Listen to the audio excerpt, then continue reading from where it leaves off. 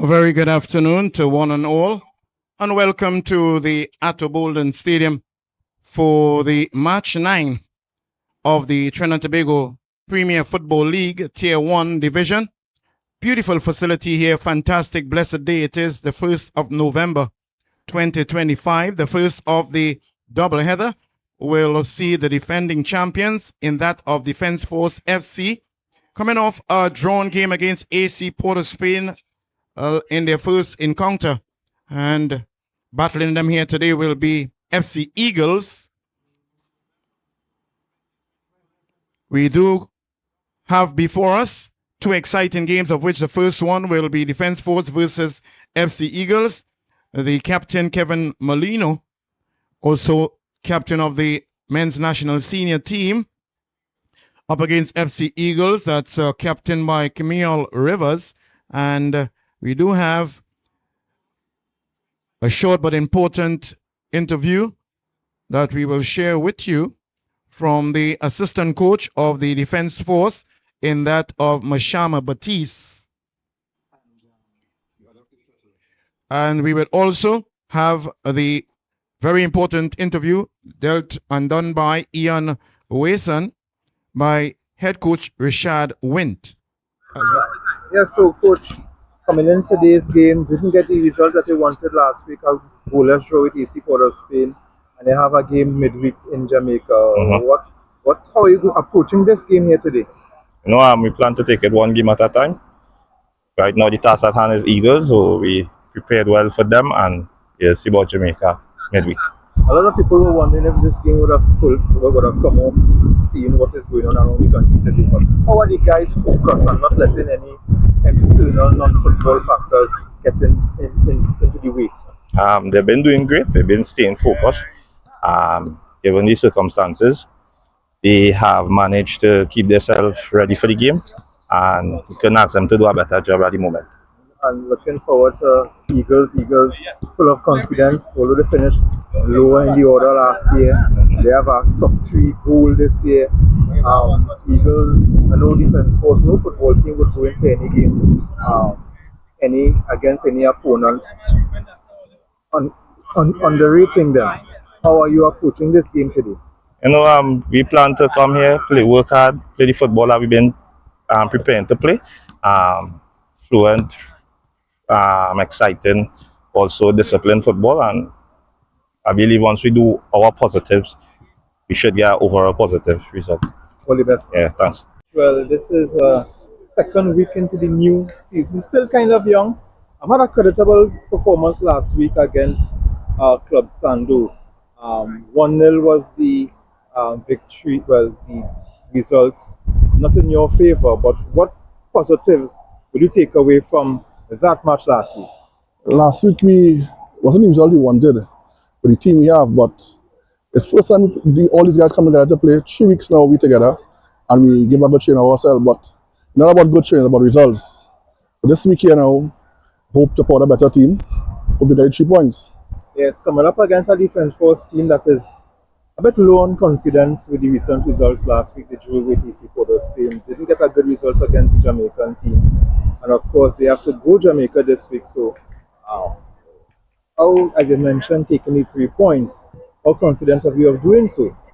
Well, with the bunch of guys I have to my disposal, I believe that any team I face, I'm supposed to get 3 points. But in saying that, your credit is due.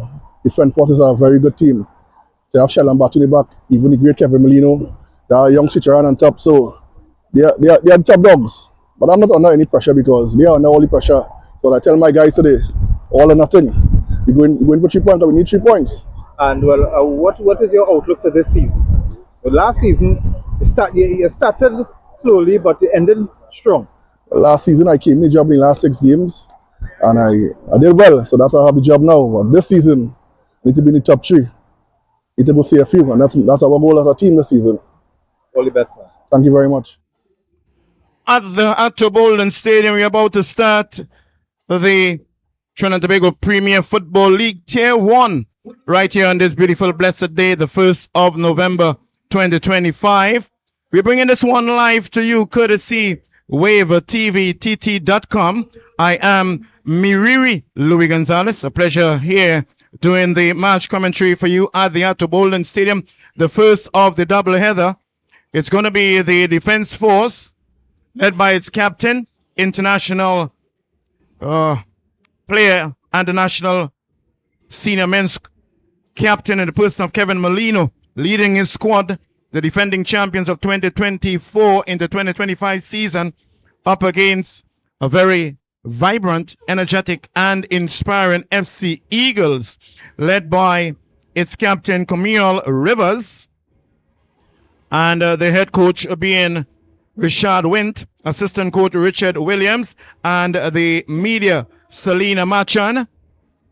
For the Defense Force, head coach Devon Jocelyn, also former national player and international contracted player too. Assistant coaches Mashama Batiste, as we heard earlier on with the interview with Ian Wason. Assistant coaches Dexter Pacheco as well as Antonio Jordan. Goalkeeping coach Andre Machan. Kit manager Raquel Batiste. Physios Keron Hines and David Keel, with the team medic being Jonathan, in this case Towsden. The match officials, as we recognize them, meeting the various teams, the two teams here today, they are Timothy Derry,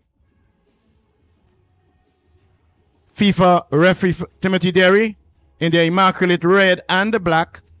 Assistant referee number 1, it's Karen Myers, as well as assistant referee number 2, Josiah Paris. Two very promising assistant referees who have shown a lot of ability and competency to reach the national level or the FIFA level, along with national referee in the person of Jordan Cox.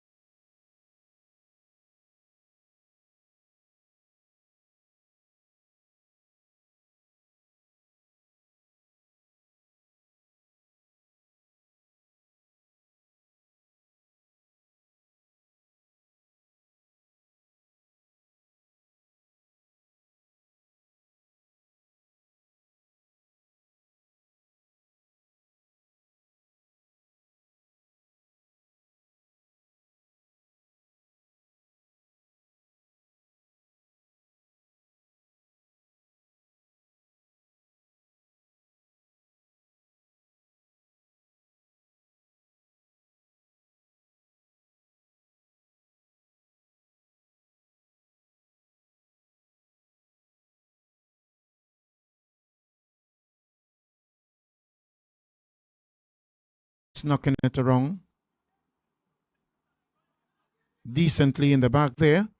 Elijah Sichan. Sheldon Batu. Floating nicely inside, but gets safely into the arms of the goalkeeper, Dylan King. And it's predominantly blue. Quite a beautiful shade blue, immaculate blue he's wearing there. Opposite goalkeeper is that of Isaiah Malik Williams in his heavily unfavored green color. Last week in the first game he wore fully black outfit. That's Isaiah Malik. Now he's in green. Now it's interesting that with the security issue that we have now with the matter pertaining to Venezuela and the US, the Defense Force has been called out in their numbers, but it's still very instructive that we are here having this one, the Match 9 of the Defense Force versus FC Eagles. Beautiful weather condition here. Overcast at this time, with just sun piercing itself, flirting through the clouds. No action on the outfield, but action here on the inside. Getting it floating inside is Isaiah Garcia, and shot taken safely into the arms of Molino. Always in a dangerous spot, and there he was, getting it on the volley, but safely into the arms of the goalkeeper, Dylan King. So first attacking shot by any one of the two teams is Defense Force. How many shots at goals and how many on target is so important for the coaches in particular to be able to analyze. Good control there by Rivers, captain for FC Eagles. Now being coached by Richard Wint. Last year they were coached by Adrian Romain, who actually owns and runs the AIA Academy. Getting it across there to McLean, or try to bring his Akeem Andrews inside, but an Akeem with that brightly orange boots as Molino took his eyes off the ball a bit and lose control of it, and Mayers put in quite a very timely tackle. Quick one there taken by Garcia onto the left flank, playing with a heavily strapped left wrist there. It looks as though it's Kaim Thomas on the far side. Ball goes out of play. Again, unlike just like last week, no ball attendance as yet, so that is something that I'm sure the Ttpfl, Trinidad and Tobago Football Premier League, will have to work on having ball attendance. There were ball attendance at the Arima Velodrome and also at the La Hoqueta Stadium there in La Hoqueta. Going down there, referee blows the whistle in a very good position. Timothy Derry saw that one and now given a verbal caution, which is acceptable, nothing deserving of a caution. And when I'm saying a caution, a yellow card, we do have 3 stages of caution: a verbal caution, yellow card, and then I think the one that persons really don't want to see is the red card. So free kick to be taken just about maybe 20 meters outside of the penalty area of Defense Force. Floating, no, a bit low, shot taken, and it's a very good reaction. Flag goes up, but it's sent safely into the hands of Williams. A good shot there taken. Rebounding off of him, but he was very reactive, very good with his reaction, and getting back over the ball and keeping it safe for his team, Defense Force. Long floating one. Trying to get Shaquille Bertrand, but not succeeding. Rivers across there to Shell McLaurin. It goes back. Byrne sends it across there to Myers. Myers moving and switching role from his position there in defense. They certainly know what they are doing, I'm sure. Afton Molino on the far side. I wonder if any relation to Kevin Molino with a name like that. So there's a possibility. We'll confirm and give you facts on that very soon. Sheldon getting it to Shaquille. Shaquille plays it back. And player goes down. He's holding that left leg of his. It's in the quadricep. Complaining a bit. It seems as though it is no need for the medic.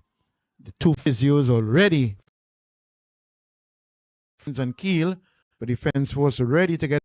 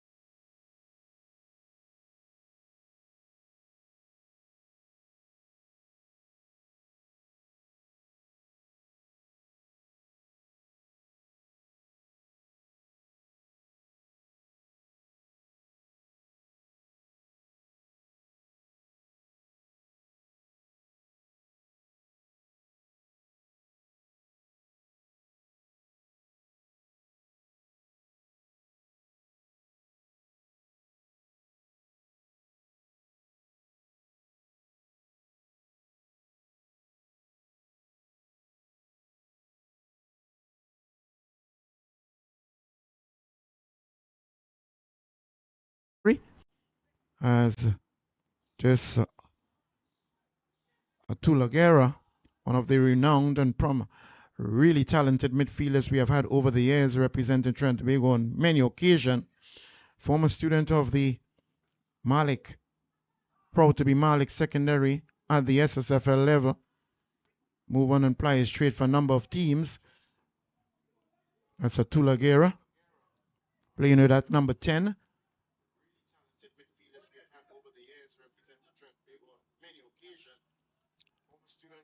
Losing control of it. On the far side, brings it in. Kaim to gets across with a lot of space and time. Moving upfield now, beyond the halfway line. Is defense force looking for their first, the opener. Nothing to show us yet. Molino gets it inside. Back to Molino. Molino playing it nice with Keller. Losing possession, however. Moving upfield now, it's another counter attack there. They were successful in the last one. Lot of space on the flank, on the left, now on the right. Gets it over onto the inside. Looking for some opportunity. Good defensive work there by defense force. Moving it upfield. Molina trying to bring. Hand goes up there. That's a handle ball. Just outside of the center. What's Goddard? And this one is going to be taken just outside of the center circle. It's going to be taken there now by Maez. Gets it over, floating nicely. But he does look into dribble. Still in possession. Gets it inside. Further he goes back onto the outside. Floating it dangerously inside of the penalty area. Heads it to his goalkeeper. Williams, who does well, keep the ball in play. And you know, the player can be off the field of play, but as long as the ball stays inside where he touches it, still remain in play. It's Wilson. Wilson onto the far side with Wilson now. Having some time and space, but it's very compact football now being played by FC Eagles. Trying to lock down and shut down the defense force. Rivers. Oh, the intention was a good one. Even though it wasn't successful, but they're going to have throw-in just in front of their bench. Both coaches almost have the same build. Just that Richard went a little more pounds than Jocelyn. It's going to be taken now by Rivers. Wearing the captain armband for FC. Referee blows the whistle. It's a push from behind.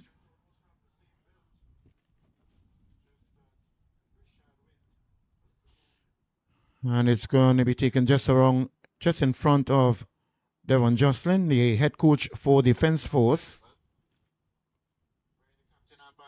Rivers back behind the ball to take the free kick. Taking a lot of free kick for his team. And why not? If you're the specialist and you also have that leadership role as the captain. Camille Rivers takes it short.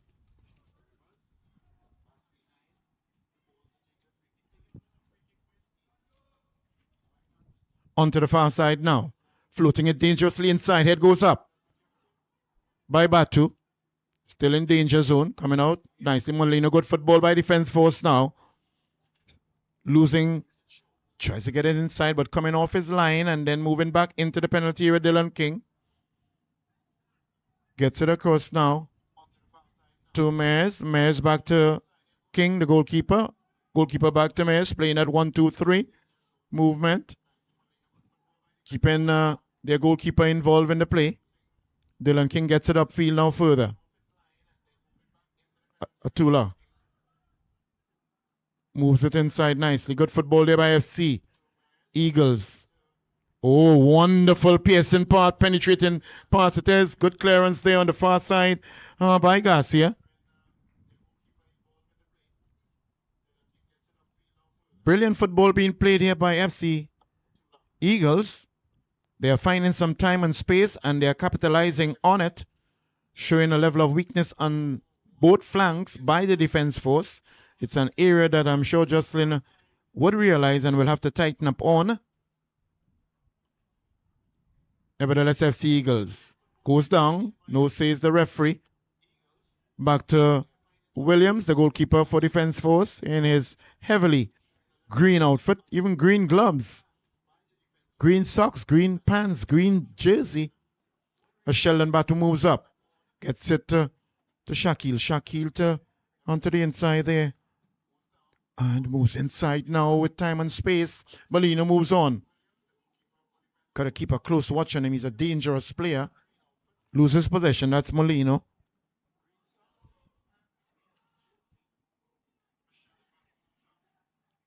Well, FC Eagles is holding their own thus far against the mighty giants of Defense Force. But you're into the Premier League.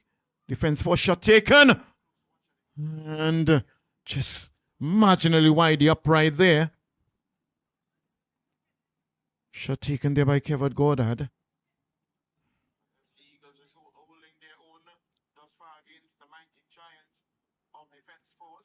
Some instructions now being given by Wint, the head coach, to his captain, Rivers, as you're going to have a goal kick now to be taken there by Mears.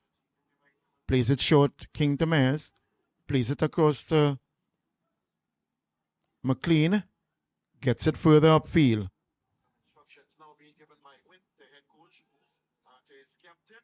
The battle is on the inside now, just around the center circle. And losing possession, Batu. Batu to Wilson. Wilson upfield, Molino. Oh, strong challenge there. No, says the referee. Good football there on the far side now by FC Eagles. Another time and space. Overlapping run there. Sends it on the way. This is dangerous. Coming across, shot taken. Good goalkeeping there by Williams. Another very good attacking space. Overlapping run there. Sends it on the way. This is dangerous. Coming across, shot taken. Williams. Very penetrating pass it was. And a brilliant shot taken on the far side there. Molino now. Plays it. Further on the inside to Wilson. Wilson gets it upfield. Trying to get Goddard involved. Good clearance there. Full upfield now. Goes towards Williams, who is way off his line. But he's reading the game well. And that's what goalkeepers need to do at any given time. They are the first line of attack and the last line of defense. Plays it across now. Bring Shaquille involved. Shaquille playing with that double long sleeve that has the same color which is permissible. Yellow that is. Looking for the shot. Shaquille goes after it. Gets it across. Clearance there, but not a good one by. He goes down. Challenging for it. Takes it away. McLean, who had a dangerous and penetrating run earlier to score the opening goal for his team, or to assist with that goal. Good work now. Putting him under pressure. Gets it across now. Good interception there. FC Eagles under some pressure. They're trying to make it out there without having to clear it in any panic mode. Atula trying to get control of it. Atula Guerra just has a build just like Brent Sam, who is now plying his trade not for Defense Force for many years, but now for AC Port of Spain. Gets it across. Batuta Wilson. Wilson. Upfield, trying to find Shaquille. Yeah. Bounces and it goes out of play. And just about 21 minutes into the first half. And I guess with overcast condition as it is here now, certainly no sun, no blazing sun, there will be no need to play any 1 minute water break, or not play, but implement any 1 minute water break. As we can see there, some additional information being given to the head coach Rashad Wint by his technical staff member. Taking some time to retrieve the ball in the absence of ball attendants. And that's Richard Williams. Oh, good attempt, good timely tackle there by Garcia. Back to Williams, the goalkeeper, who clears it upfield. And then goes out of play. It's going to be a throw in on the far side. Just about maybe 10 meters away from the center line. Again, let the world know what's happening. Share the information. This game is being brought to you live, courtesy wavetvtt.com. I am Miriri Louis Gonzalez doing the match commentary. Pleasure being here to do this needful for you. No, as the FC Eagles lead the Defense Force 1-0. A goal most likely scored by Liam Burns just around the 11th minute. Another counter attack there by Defense Force. Try to get it inside. but not succeeding. Still, they have some time and space. Defense force. Is he going to take a shot? Yes, he does. Straight and good fire. What a strike it was. Saw the opportunity. Spank it with force and might and power. That's Elijah Sechan playing the defensive midfield position for the defense fort. But what a brilliant save given done there by Dylan King. And it went out of play. But if we had any strike in the ball thus far, then this would be the leading shot. What a very potent shot, just about maybe 40 meters outside from the touchline. And really brilliant shot and brilliant goalkeeping by Dylan King, keeping FC Eagles still in the lead 1-0. As it is most likely Garcia now takes that corner kick. Good Pearson one and left, not doing well there whatsoever. Dylan King exposing himself. The head went up and the defense was not much with any level of celebration. As it is most likely Garcia now takes that corner kick. Good Pearson one and left, not doing well there. And they scored that one just around the 24th minute. As it is most likely Garcia now takes that corner kick. Good Pearson one and left, not doing well there whatsoever. Dylan King exposing himself.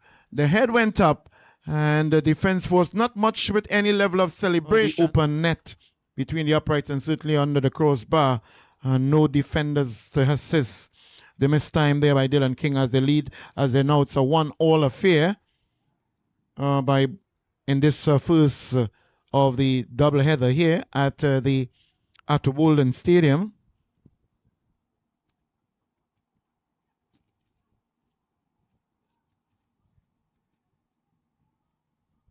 Early times here, anything can happen. We are very far away from possibly looking at more goals to be scored. Well, it's now a 1-all affair here at the Ttpfl Stadium, Tier 1, game number 9. Head goes up there. Tula Kera not doing too well. Keeps it in play. Flag goes up on the far side by Josiah Paris. Assistant referee number 2 indicating the ball has gone over the goal line. It's going to be a goal kick there for defense force now.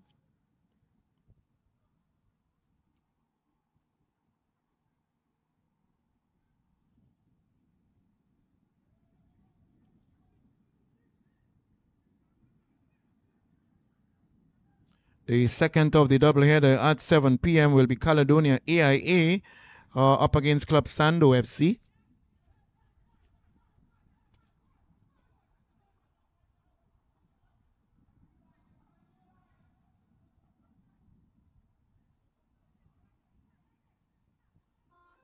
What will the both teams do now at this 1-all affair at the Ttpfl Stadium? Certainly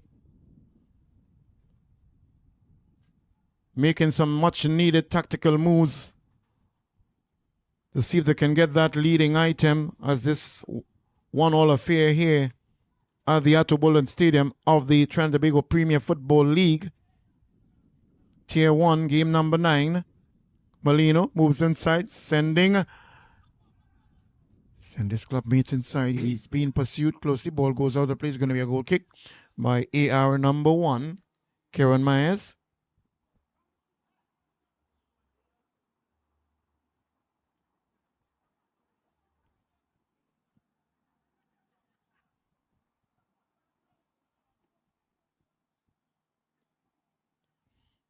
Short one there by goalkeeper King, who must be really ruined and angry with himself for that missed time.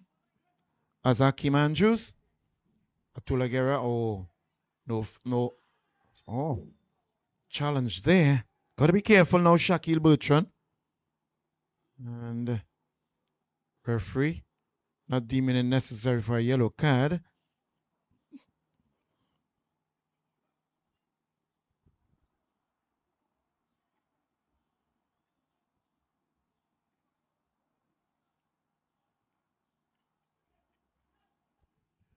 And lining up behind, takes a quick one there now.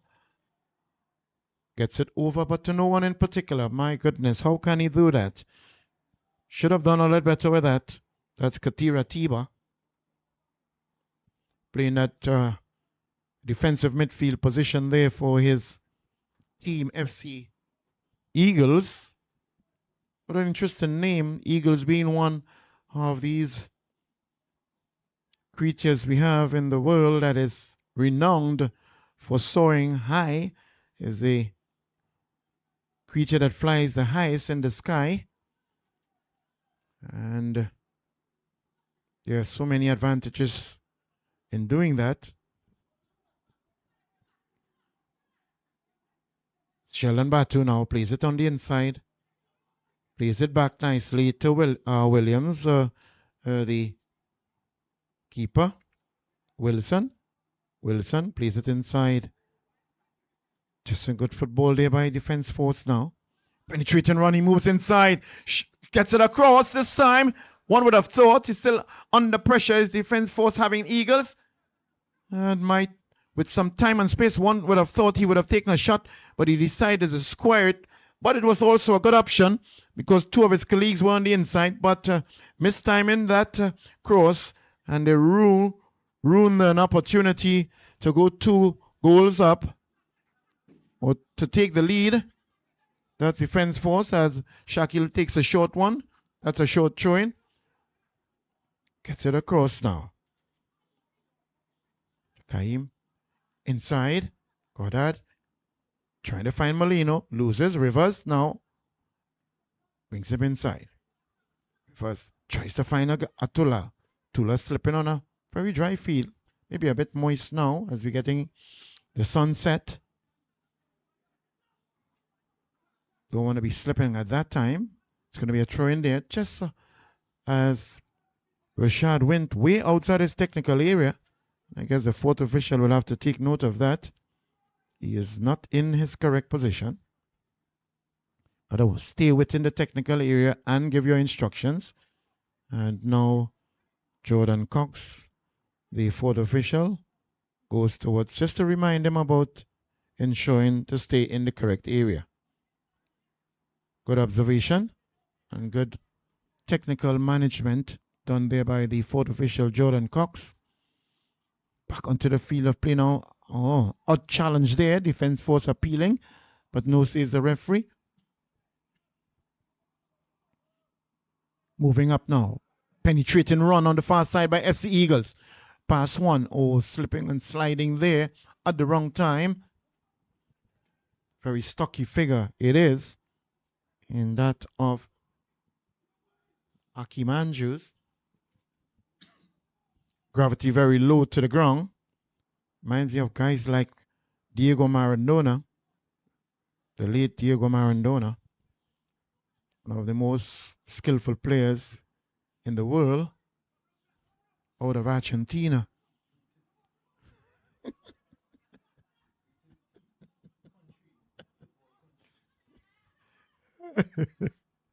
And, as soon as we have that GOAT, what can happen? Likes and dislikes. Batu gets it, try to find Shakil. It goes out of play. It's going to be a throw-in not too far. Just in line. Rivers takes his time in the absence of the ball attendants. Still a 1-1 affair here at the Atto Boldon Stadium. We're just 32 minutes into this match. And stand by, don't go anywhere. Stick and stay with us. Action galore continues here with the Tier 1 Ttpfl because Caledonia AIA will be up against Club Sando at 7 p.m. Atula approaches. Doesn't control too well. He's always a guy that plays with a level of complacency. But again, a very unpredictable character. He can switch at any point in time and give you an outstanding performance and then out of nowhere plays rather casual sometimes. Urgency needed consistently sometimes seem to be missing. Shello gets it to Wilson. Onto the far side now. Sichan. Gets a long floating one. Head goes up. FC Eagle still under some pressure. Just outside the penalty arc. Bring it further upfield. Batu does well. Defense force putting FC Eagle under pressure. They're looking for that counter attack. Not good control there. And he knew he should have done better. That's Sichan. Oh, that's actually not Sichan, but in this case, Akim Andrews.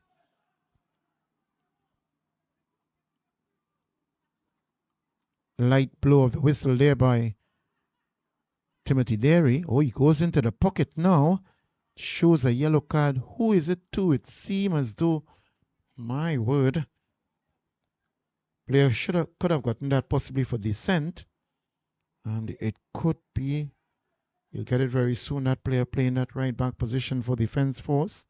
Not a very smart. That Isaiah Garcia. Being cautioned just around the 34th minute.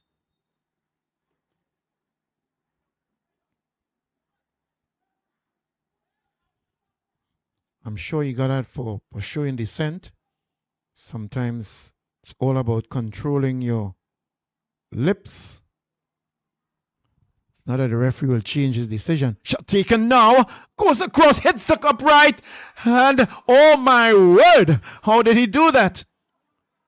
All on his own. It looks as though Atula Guerra with an open goal, and there's the goalkeeper in his way, Williams. But brilliant goalkeeping also, we must say, by Williams. Oh my word, how can he have done that? Really ruined that one there. Counter attack now. Across, open goal. And you see what happens when you miss it. You pay the price for it, and defense was now taken. It's not that the referee will change his decision. Shot taken now. Goes across, hits the upright. And oh my word, how did he do that? All on his own. It looks as though Atula Guerra with an open goal, and there's the goalkeeper in his way, Williams. But brilliant goalkeeping also, we must say, by Williams. Oh my word, how can he have done that? Really ruined that one there. Counter attack now. Across, open goal. And you see what happens when you miss it. Now the in-house announcer now changing it from 1-1 to 2-1, and these things do happen.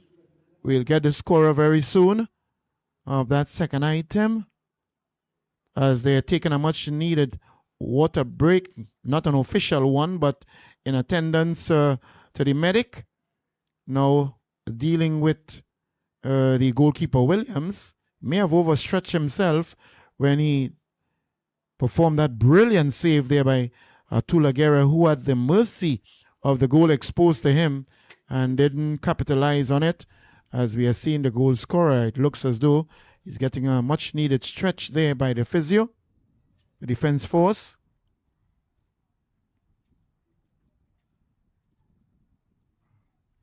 Both teams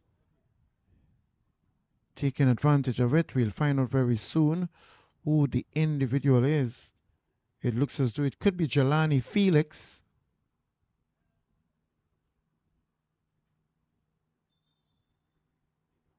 So we'll confirm that. But from here, it looks as though it could be Jelani Felix scoring just around the 34th minute.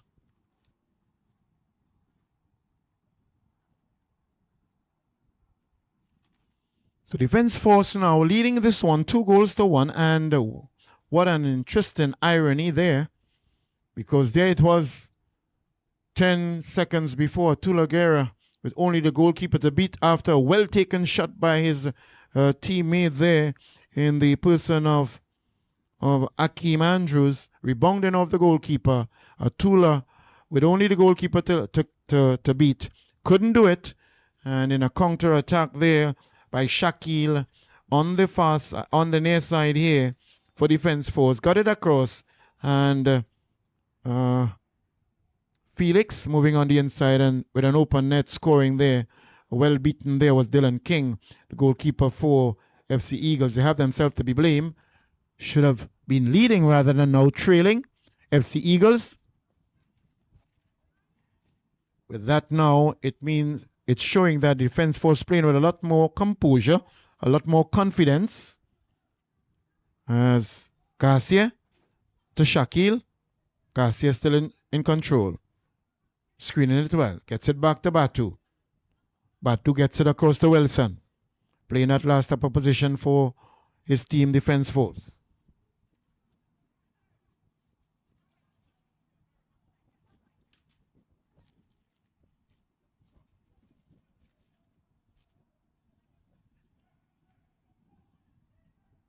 Just knocking the ball there around in the back. Trying to tempt the FC Eagles to come out of their half. So can have some rooms to capitalize on some spaces created. With that approach. Still knocking it around. Still having possession after maybe about 15 passes thus far. Defense force showing their superiority at this point in time. Shakil moves on the inside now and gets it inside. Hits defense force. Good timely challenge there. Gets it upfield by FC Eagle. Oh, losing possession. Good timely challenge there on the far side by the right back FC Eagles.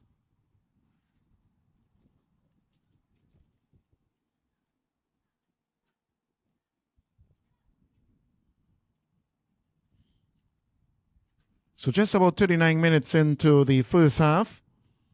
It's a defense force FC leading FC Eagles 2 goals to match number 9 in this the Ttpfl Tier 1 2025-2026 season at the Atto Golden Stadium. 2 games last night at the La Hoqueta recreational ground there in La Hoqueta. We have a doubleheader here tonight and then a doubleheader at the Mahaika Over Sporting Complex in Point Fortin. Of the 12 teams involved in this Tier 1. Molino tries to bring Shakil inside. Skips 1 and skips 2. Does well for FC Eagles. Still on the ball. Gets it. Oh, an overweight pass there by Afton Molino. Namesake of Kevin Molino. Same surname. Trying to bring his teammate McLean in the mix, but not doing well. Batu gets it back to Williams, the goalkeeper. Goalkeeper Williams plays it back. That's Garcia. Wilson on the far side with time and space. Kaim on that left flank. Gets it floating dangerously inside. Leg goes out of the defender. Goes over the goal line now. It's going to be a corner kick indicated by AR number 1. Kieran Myers, son of Oswald Myers, one of the instructors of the Trinidad and Tobago Football Referees or Trinidad and Tobago Football Association Referees Department. His sister actually shortlisted right now. That's Kerry Myers. Shortlisted for the national women's senior team. She plies her trade for Club Sando, who had a very successful season in the last Wolf competition that was held. Falling short was the national women's senior team against Jamaica in a friendly international a couple of days ago, earlier on this week. Tuesday to be precise.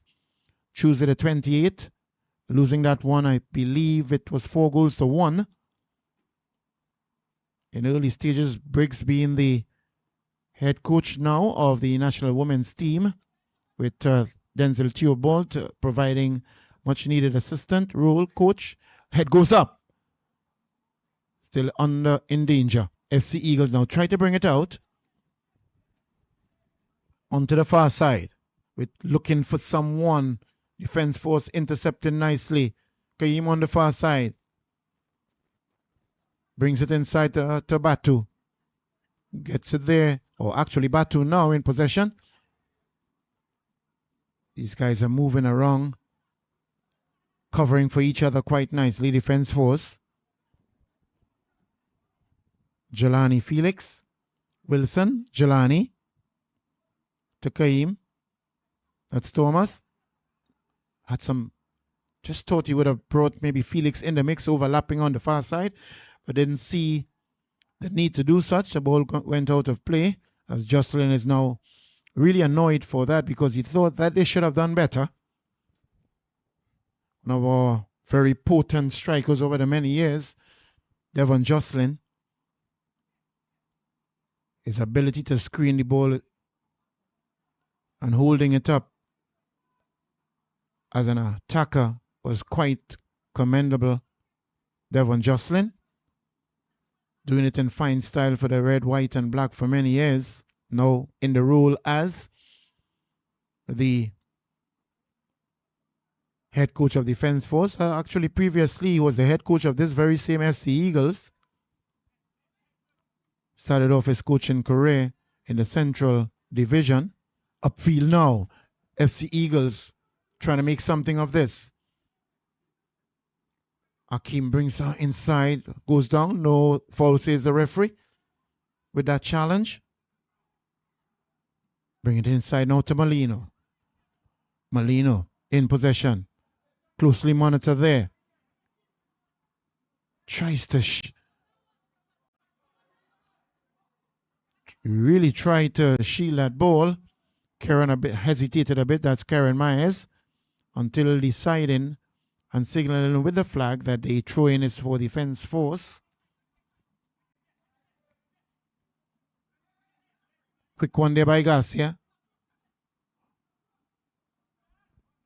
Upfield now.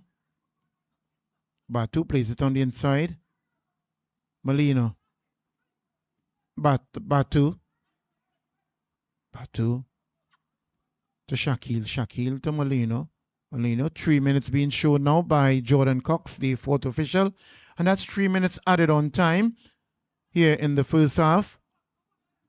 A 2-1 lead there by Defence Force.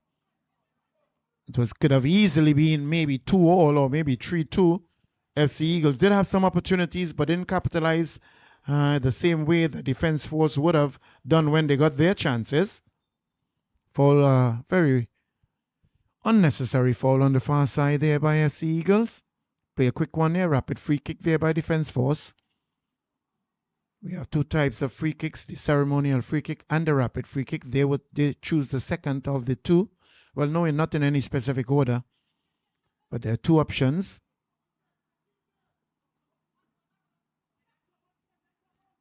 Shaquille plays it to Batu. Good ball possession there by Defence Force.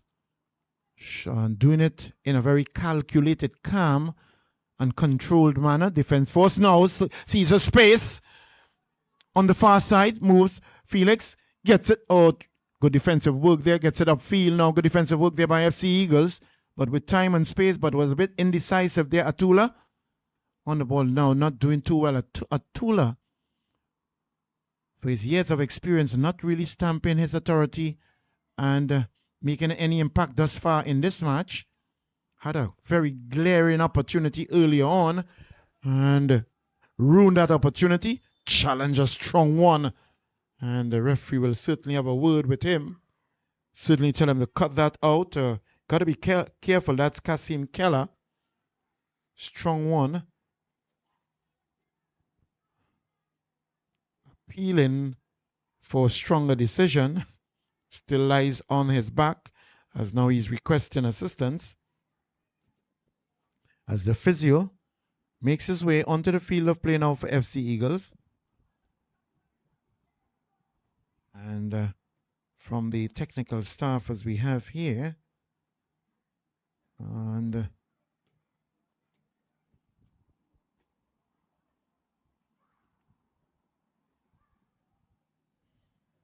attending to the player on the carpet right now. Just moments away. We are into added on time in the first match of the doubleheader here at the Ttpfl Stadium, home of football. It's a 2-1 lead by Defence Force. It's going to be a free kick now to be taken by the man in the orange boots. That's Akeem Andrews. Gets it. Akeem Andrews not controlling it well as Molino. Gets it to Wilson. Wilson now. Molino. Molino gets it upfield. No, not a good pass there by Molino, but intercepted well. He has to not.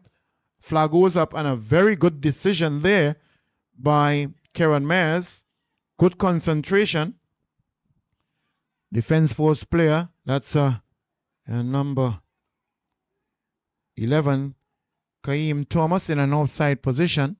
He knew he should not have gotten involved in the play. And when eventually he did, Karen Myers' flag went up. Good concentration. Oh! The player went up to challenge for the ball. Eventually he did. Karen Myers' flag went up. Good concentration. Oh! Challenging for the ball. And the one who does not go up and stands his ground, which is what the defense force player did, then the one who is not challenging for the ball in the air will be the one found guilty, as we've just seen now. Devon Jocelyn being shown the yellow card. But I think the referee has to improve on the administering of the card. Be a little more purposeful and direct in it. Andrews floating the ball nicely inside the penalty area. Head goes up. And sometimes it's just a bit more time needed in the execution, in the administering of the card.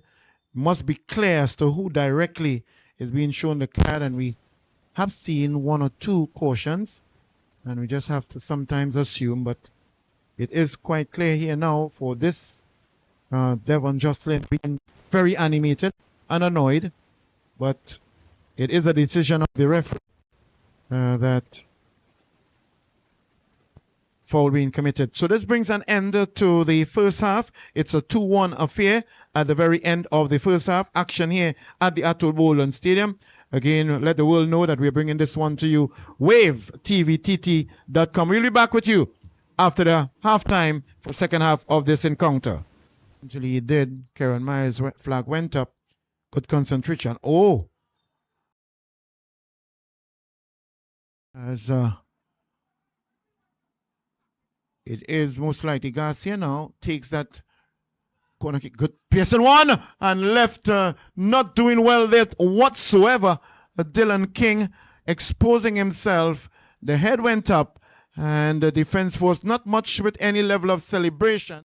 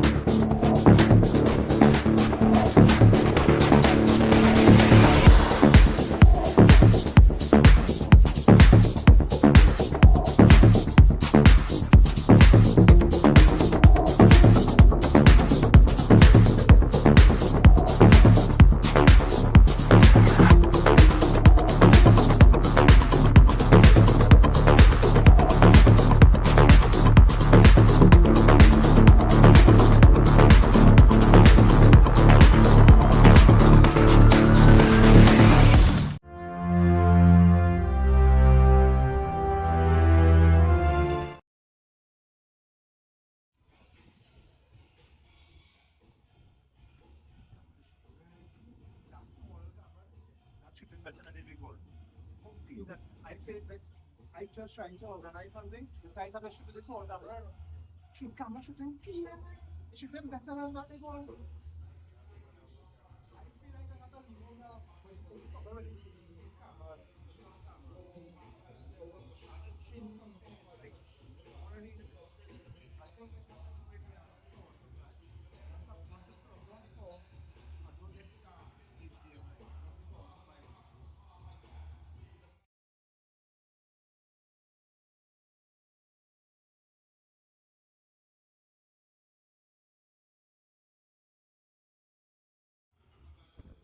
Well, we are back here at the Atto Bolden Stadium for continuation of the second half of the Trinidad and Tobago Premier Football League Tier 1 on match number 9. Bringing this one live to you courtesy Wave TVTT.com. I am Miriri Louis Gonzalez doing the match commentary here. And at the end of the first half, it is the defending champions of the 2024-2025 season, Defence Force, leading the FC Eagles 2-1. Goal scored for the Eagles. Actually, they're opening it by Otula Guerra, number 11, who had a remarkable and an interesting and really tremendous opportunity to get his brace, but he was unable to do that. And they have that 1-goal lead at the 11th minute. But the Defence Force got composure, got themselves well composed and organized, and they were able to rebound from that opening item, scoring in the 24th minute by number 15, Shaquille Bertrand, as we have the whistle there of the referee, Timothy Derry, and the second item by Elijah Stichan in the 34th minute. Persons issued yellow card thus far are Isaiah Garcia, number 2, and head coach Javon Jocelyn in the first half. So it's a 2-1 affair here, just about 12 minutes after the 6 p.m. hour. Oh, yellow card being issued here now. Another Defence Force player. And again, I believe it's an area that Timothy Derry will need to work on. Issuing cards, the players must be isolated, identified. And the cards are issued to the individual. So it appears as though it could be the player with that bright pink boots. We'll get the name of that player soon.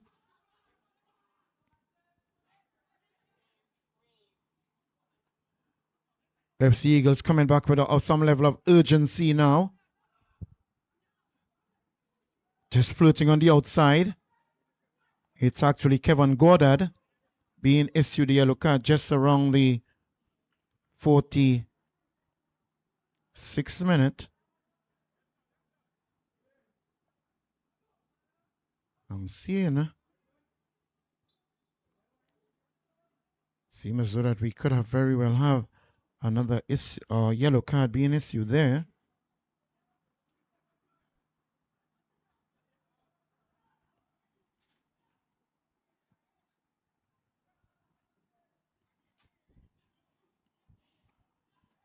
Right here at the Atto Bolden Stadium. This is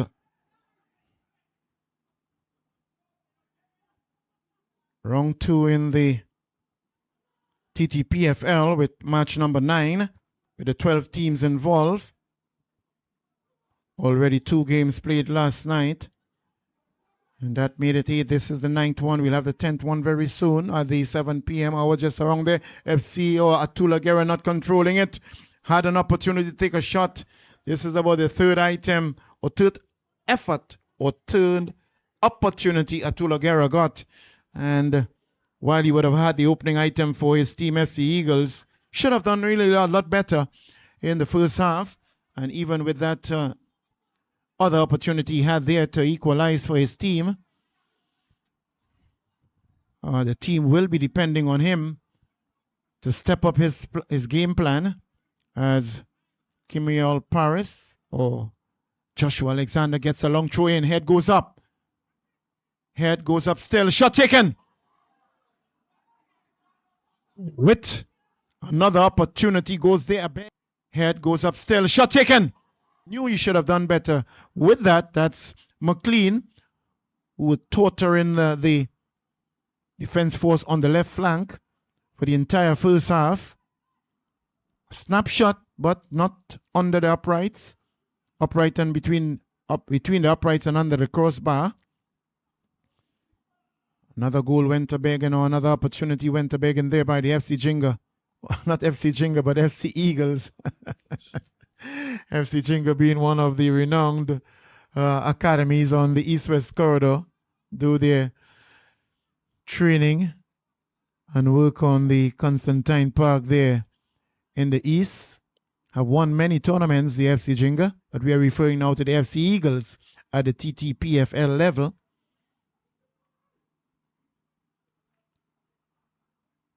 Playing it upfield now.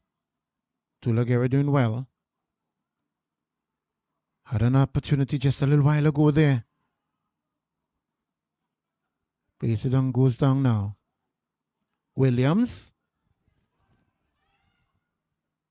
Williams to Jalani. Trying to find him upfield. Not doing well. Must commend the FC Jingle. They have come out with some level of assertion and eagerness in this second half, but defense force is not lying down and taking it lightly as they have another opportunity there. Goes to the goalkeeper, King. Plays it onto the far side now, Alexander. Alexander being challenged there with Dominic Elijah. Going down is Atula. Williams. To Goddard. Goddard back to Batu. Batu to Wilson. Wilson across to Felix. Felix to Molino. Felix moving in. Have some time and space. He loses one. He leads two. Across to Goddard. Or Goddard to Shaquille. Shaquille down to the far side now with Garcia. Garcia moves on the inside now. Trying to find Shaquille. Shot taken there. He knew he should have done better with that one. And gesticulating with both hands up into the air. A substitution now for FC Eagles. 10 and 16.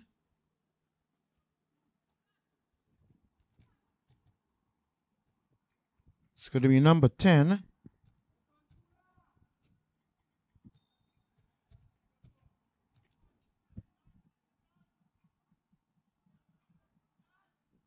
So the substitution there for the FC Jinga is number 10, leaving the field of play. And that's Atula Guerra, and he's replaced by number 16, Jaden Carter.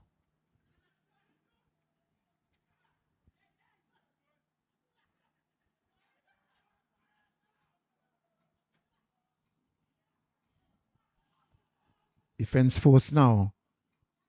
Moving there on the left flank. Gets it inside. With Elijah Sichan. Had an opportunity earlier, just about a minute ago. He knew he should have done better with that attempt at goal. He goes across now to take that corner kick here on that northwestern area. Just a few hundred spectators coming to support their favored team here. And it's either going to be FC Eagles, Defense Force, Club Sando, or Caledonia AIA, as a corner going to be taken now, jostling in the penalty area. Head goes up, that legs actually. And still under threat is the Eagles. Defense Force floated in nicely. Some time and space and shot taken. And stretching that arm across, but going very, very precariously at the upright, missing the upright there. Shot by Kaim. Eagles.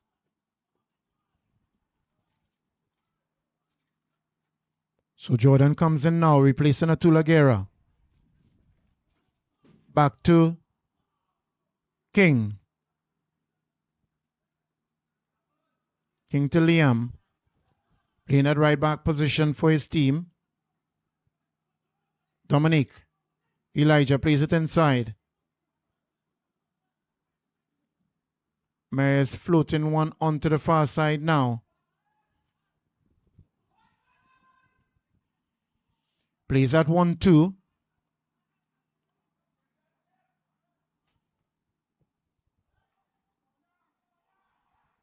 Appealing for corner, but the match official, in this case, FIFA referee Timothy Derry, indicating goal kick.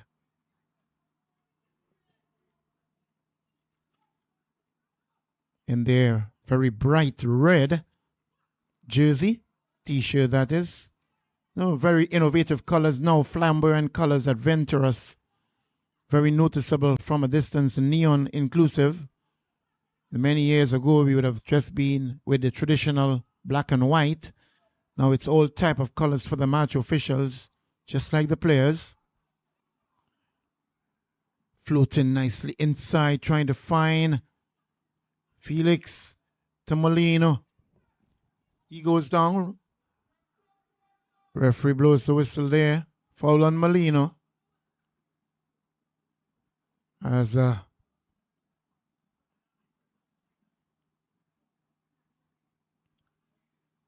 he moves away. And it's going to be Keller. Keller lines up behind it.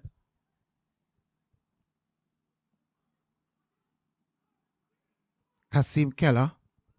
Really very sturdy and strong in defense there for defense force. Moves back. I think it looks as though he can go straight to goal. Takes it nice. Hits, rebounds into the wall. Head goes up. Molino to the far side there. Garcia, shot taken. Goes over the bar. Intention very good, but not controlled there by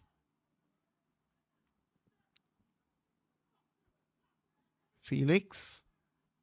It's going to be a goal kick now on this northern side for King, goalkeeper for Eagles. And actually, he's going to play a short one. Rivers, the captain, very short guy. May very well be the shortest on the field at this present moment. Plays it upfield. Inside. Eagles skipping one, skipping two. Doing well. Challenge put in there. No foul, says the referee.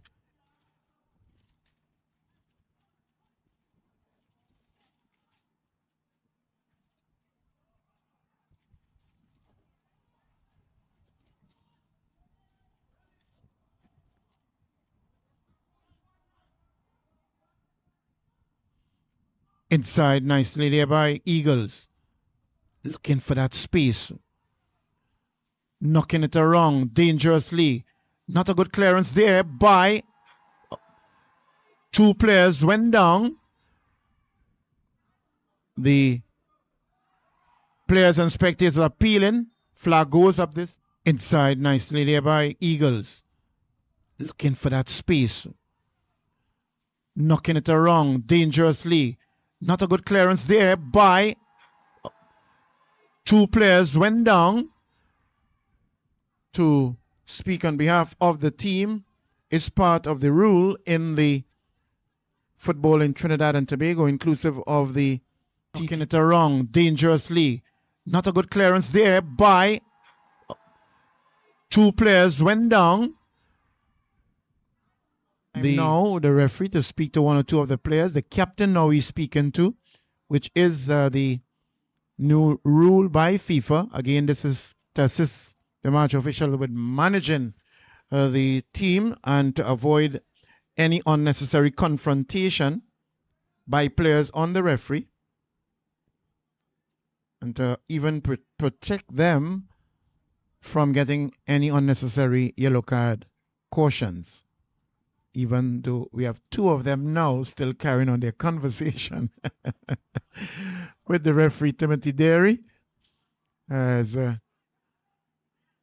Richard Wint still continue to float in and out of the technical area, giving Jordan Cox, the fourth official, a challenging situation as we seen another substitution lining up very soon. It looks as though Koyat is going to be coming on for defense force.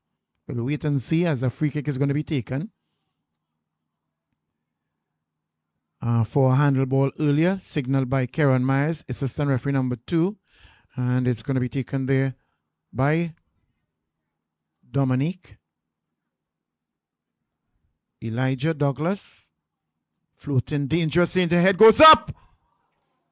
Really should have done better. What a brilliant, well-coordinated elevation into the air. Elijah Douglas. Floating dangerously into the head. Goes up! Really? 8-13, is it?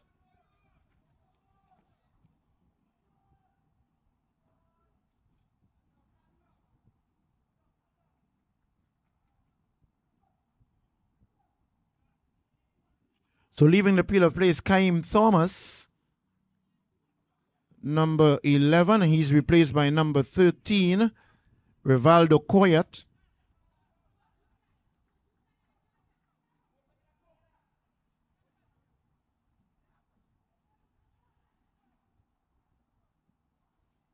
So one substitution, actually 2 for the Eagles and 1 for Defense Force.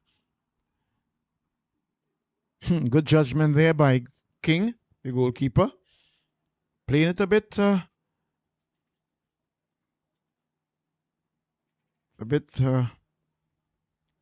concerned about that, but he knew fully well what he was doing when the ball eventually went off the field of play. That's a goal line. Playing it upfield now. It's Eagles. Keeps it in field. One would have thought he would have gotten it inside the penalty. Across that ball, but he didn't. Now he does it. And now aimlessly over the bar. He should have done that earlier. I'm sure his coach Wint would be advising him or reminding him as he sported that bright orange or pink boots. The modernized color of the boots now, not only the uniform by the players and the match officials, but even by the color of the boots now. That's Douglas. He should have done better there. Hesitated a bit. And he did eventually try to cross it, but in no way whatsoever it was the threatening. Defense Force now takes a goal kick. Managing this one as they lead this one 2-0. Plays it back to Williams. Williams to Batu. And Batu and Wilson have a very good understanding with their goalkeeper in the back. Plays it back to Batu. Batu brings in Shakil, slipping there. Gets back up and gets it. Shakil plays it. Oh, intercepted there. Eagles onto the far side now. Teams must be commended. They certainly have an idea 9 out of 10 times where their teammates are when passing the ball. So we do have a high success rate with the accuracy of the passes. The odd one here and there. Lapse in concentration, but commendation for the accuracy of the passes thus far by both teams. As a free kick is going to be taken now on the eastern side of the half of the Defense Force. It is in a quite interesting position. A long floating ball inside of that penalty area is always a dangerous position where no goalkeeper likes any ball coming across their goalpost. And so said, so done. Head goes up. But not a good one by Eagles. That's going to be a goal kick there for Defense Force.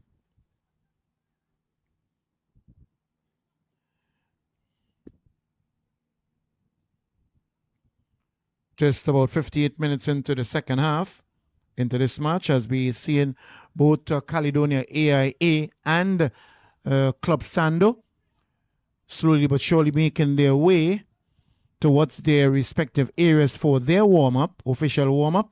That would last about maybe just around 20-25 minutes prior to their match. That will be the second of the doubleheader here tonight.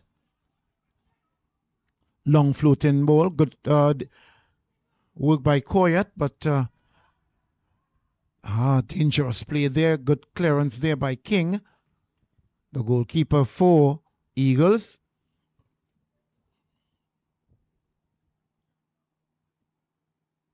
Taking it now, it's Jelani. Chewing. Jelani gets Molino. Molino back to Jelani. That's Felix. Getting it across nicely. It's Elijah. Elijah losing possession. But it's back.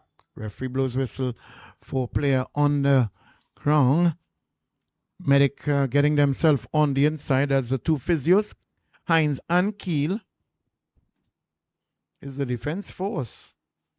Usually teams have one physio, but they have two, and they're entitled to have such.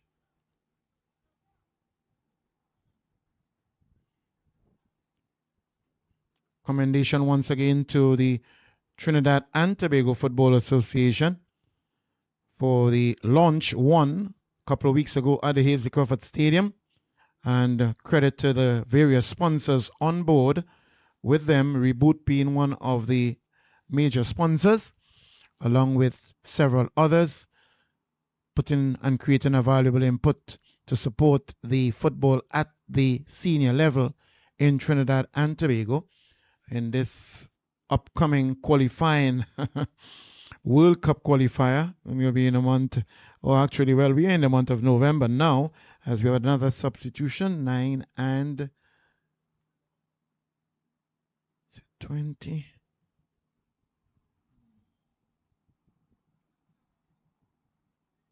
Didn't have an opportunity. Looks as though it could be well with 28. So it's Christian Bailey replacing Elijah Sechan for Defense Force. Elijah Sechan, the one of the goal scorers in the 35th minute. The 2 goals scored thus far by Defense Force, being replaced there by Christian Bailey. Oh, opportunity here now by Eagles. Closing them down. Shot taken. Good shot and brilliant save by Williams. What a beautiful left foot shot there. Opportunity here now by Eagles. Left-footed shot. Closing them down. Shot taken. Good shot and brilliant save by Williams. But equal to the task. And what a brilliant save there by Williams. Pushing it over the bar.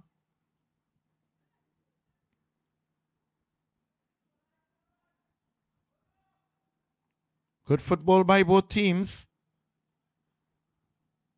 Even though Defense Force leads this one 2-1, Eagles certainly giving them some pressure. Wonderful corner, but not capitalizing on it are the teammates inside of the penalty area for the Eagles.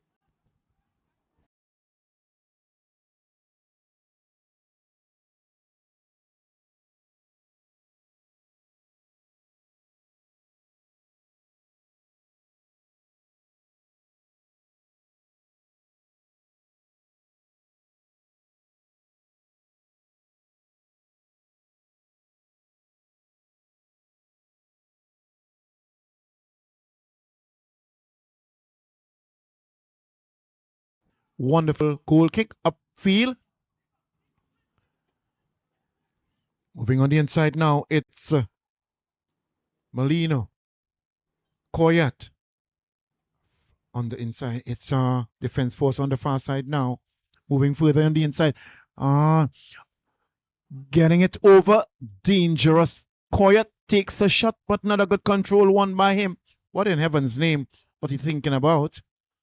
Because it was very tame and misdirected, certainly. Nowhere near to the goal. His intention was good, but the technique was really awful.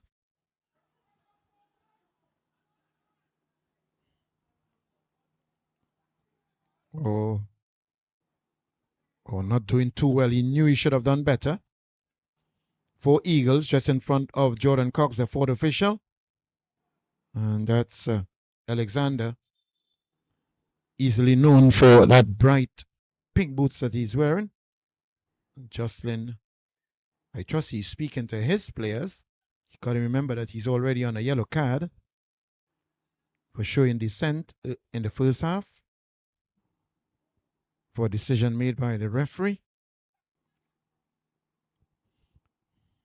The two teams now for the second of the doubleheader, Caledonia AIA and the Club Sando, they're going to be up next just around 7 p.m. for their game, and they are now going through their warm-up paces on either side of the field, north and south. Throw taken by defense force. Koyat moves inside. Favors that left foot. Flag goes up. Yes, I was just wondering. Looks offside and correct Flag call goes there up. from Josiah Paris. Yes, I was just AR number 2. Williams goalkeeper plays it. Or actually King goalkeeper for Eagles. It's always good when goalkeepers are very comfortable with the ball on their feet. And they can certainly be trusted. They're playing the football, so they need to also be comfortable not only with their hands but their feet as a counter-attack here now by defense force. Losing possession, still gets it upfield here now, but to no one in particular for his team, as collecting the ball is defense force. Madalino not doing too well this time around. As Andrews. He goes down, he's being held. Sometimes these players, I wonder, they're committing the foul and still claiming innocence when the referee blows the whistle. Alexander trying to make that 1-2 there. With Douglas. Trying to explain to him. Animated, that's Elijah being challenged and now ball taken by Molino. Trying to dribble but not succeeding. It's going to be a throw in there for the defense force just around the halfway line. And again, the terminology is so important. Sometimes we just say half line, but it's the halfway line. Throw taken quickly there by defense force. Referee allows the advantage initially when second foul being committed this time on Molino. Loose possession. Try to take a rapid free kick, but not in the correct position, as the referee indicates the correct position where the ball should be located. Now it's done properly. Felix to Koyat. Koyat on that favored left foot of his. Plays it back to Wilson. Wilson to Batu. Batu strong and sturdy in defense. Oh, Molina does well. He does well. Controlling that one. Trying to find Garcia on the far side. Head goes up and it goes out of play for a throw-in for defense force. Going to take that one just around the line that is perpendicular to the touchline on the eastern side of the penalty area. Quick one taken there by defense force. Place it way back to Williams, who is off his line and out of his area to Wilson. Wilson to Batu with time and space to do such. Just controlling the game now, defense force. Is it that the Eagles may be affected with fitness? They seem to be playing just a bit slower, or maybe playing lying low to catch Cobra alive, as they will say. Shot taken there, but foul being committed with that pull there by Shakil on the shoulder of the defender.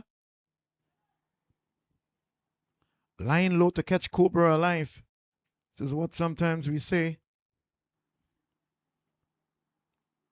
King plays it, but it's going to be a free kick just outside the penalty area for Eagles. Douglas plays it upfield. Douglas losing possession this time. Defense force. Koyat with time and space. Gets it across. Inside. Doesn't take it down too well. And that's Garcia. If he had done so before, ball goes out of play. It's going to be a goal kick. But beautiful football being played there on the left flank by Koyat. Rivaldo Koyat. What a name. Rivaldo named one of the renowned players who ever played for Brazil.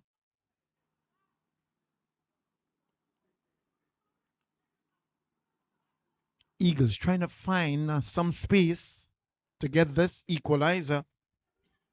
It's not going to be easy. Defense forces are locking them down, closing the space, pressing them at every given turn, but they are doing as they do quite well. Nosey fully well could not challenge for that ball. He was in an offside position. That's Rivers in an unusual position because he was playing that left back position for his team in the first half. Now he has moved up into that left attacking midfield. Molino plays it on the inside, or Shaquille actually. Shaquille to Felix. Batu. Back to Batu. Just maintaining ball possession. Defense force. Long floating one. Brings Molino in the mix. Has a very high level, high football IQ. That's Kevin Molino. Not that others don't have it, but he has shown over the years his understanding of the football is of a tremendously high level. Defense force, losing possession this time around. It's trying to intercept it there nicely. Losing but gain possession, regain possession. Defense force looking for an opportunity to take a shot. Doesn't take it. Clearance there by Eagles, but defense force with Batu and Wilson. Wilson plays it upfield to Molino. Molino seems to be here, there, and everywhere as the referee blows a whistle. Foul committed just in front of him. Out in his view, as he's going to have a double substitution for Eagles.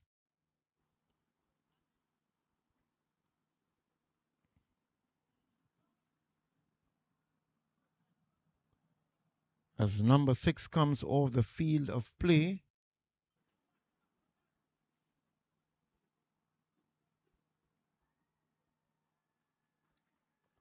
And it appears as though that number 6 has left the field of play. And that's, actually the captain. And he has been replaced by number 26. Or actually 23, Aaron Roberts. Jaden Carter has replaced actually Rivers.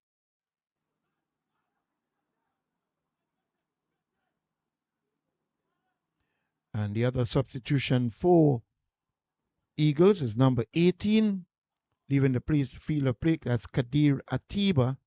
And he has been replaced by number 23, Aaron Roberts.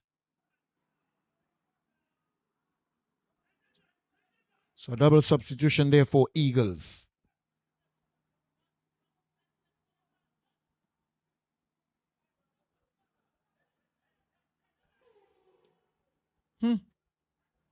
Song effects of the in-house DJ. Foul being committed inside of the penalty area there by the defender for defense force.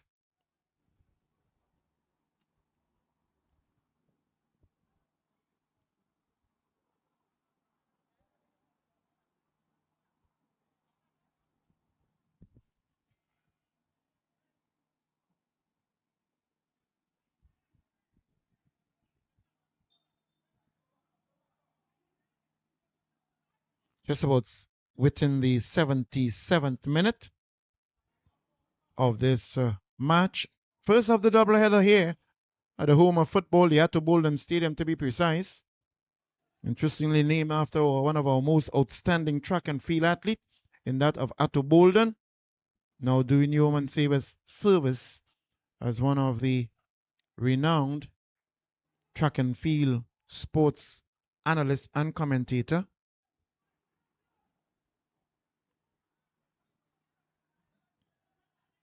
A high critique of track and field in Trinidad and Tobago. A very outspoken person here is Atto Bolden.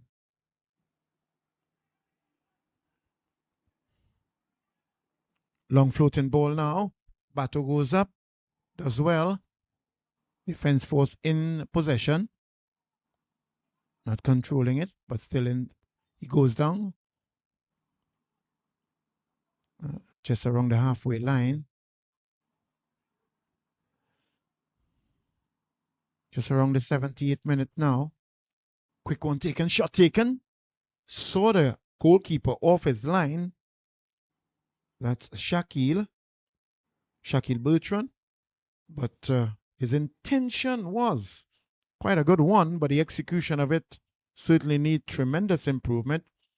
No way was it close to the goalpost, although he did have the intention to get it under the crossbar and between the upright of King's goal.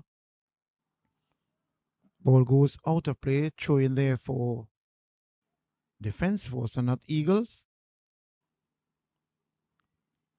As we have spectators just gradually making their way here into the stadium. Must be commended the loyal, dedicated, and highly committed supporters of their respective teams and of football at the senior level in Trinidad and Tobago as we stand by for 2 upcoming World Cup games, the first against Jamaica, and then we have Bermuda. Must-win situation by Trinidad and Tobago if they have to have any chance whatsoever to contest, if not for winning the group, but at least maybe the best second team to move on to a playoff. Long floating ball on the inside here, but defense force doing well. But Eagles has regained possession. Looking to get that equalizer. It's Eagles. Inside the penalty area, slipping there. Don't want to slip at this time. Goes down. Referee doesn't agree. No foul committed. Eagles looking for some space and time. Closing them down. Shot taken.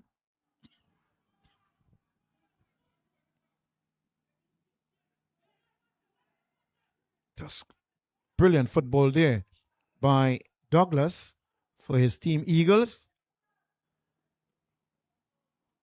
As Carter, as Jaden Carter, holding on that last upper position now for his team Eagles. An opportunity here. Goes down. No, says the referee.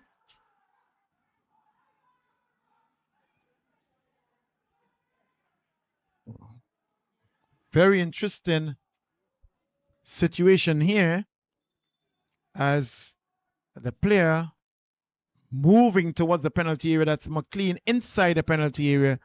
Goalkeeper Williams challenge. Referee not agreeing with the appeals of the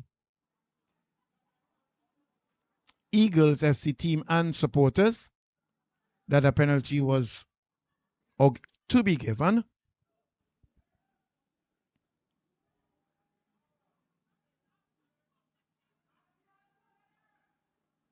And actually,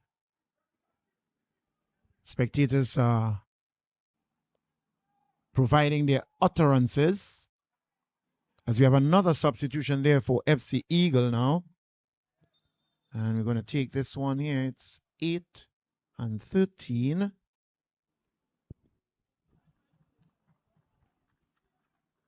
So leaving the field of play, it's number 8, Joshua Alexander. And he's being replaced by number 13 in the person of Israel Joseph.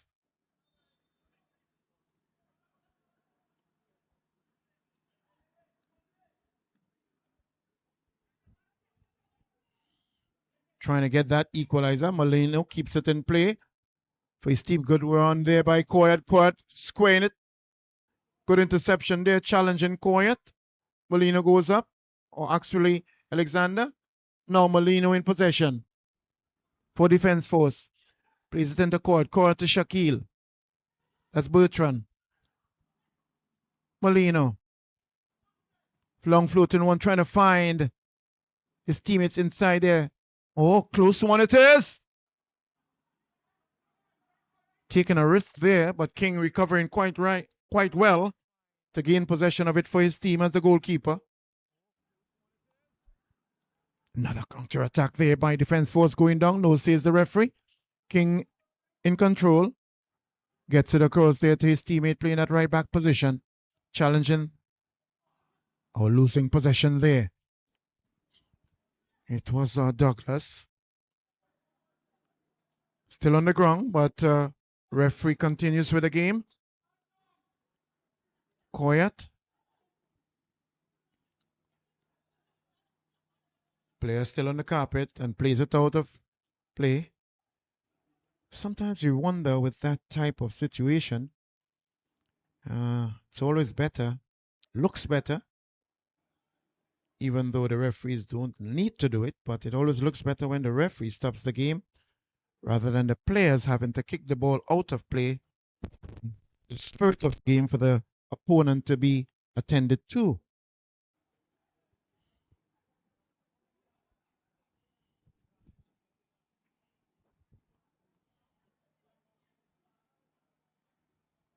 As we are just around the 80th minute of this match.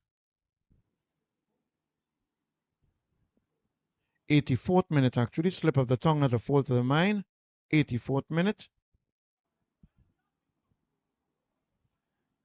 Still looking for that equalizer there. It's Eagles while defense force trying to extend their lead.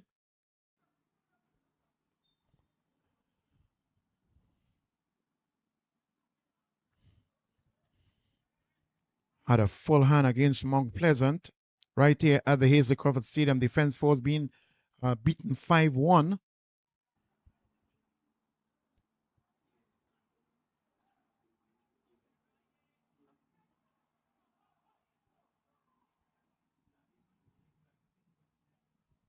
And very soon we shall have the return of that semi-final CONCACAF Cup between Defense Force and Mount Pleasant of Jamaica. Oh, good ball there by keeper. Comes out.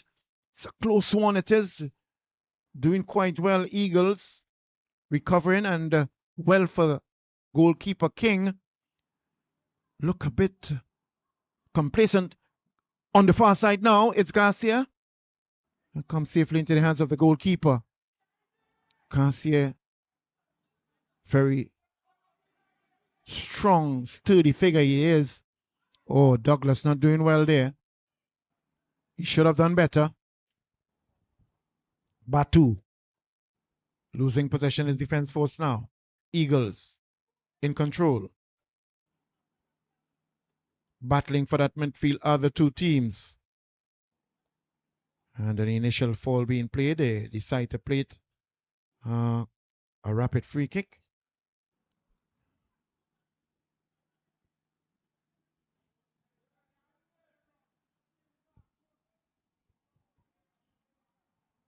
Just a couple of minutes away before that 90th minute and any additional added on time to be given by the referee. Now carrying the armband for his team.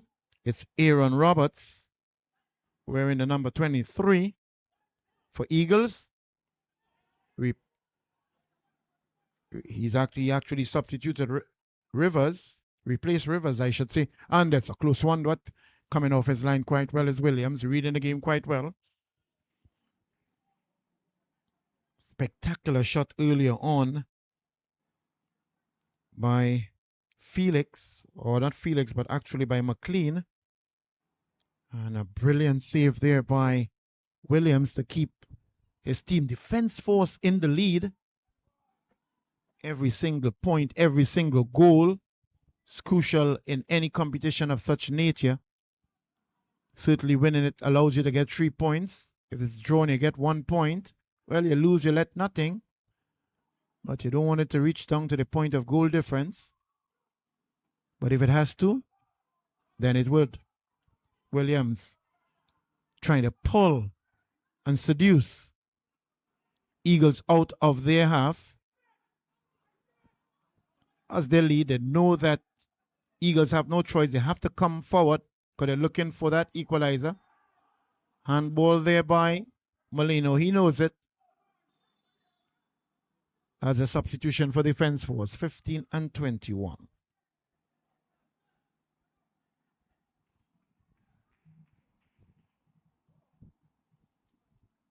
So leaving the field of play, it's number 21. That's Justin Sando. Actually, Justin Sando is coming onto the field of play. And he has replaced Shaquille Bertrand. So Shaquille Bertrand being replaced by number 21, Justin Sando. One tall, lanky player for another. Eagles gets it inside with that free kick. Head goes up there by defense force.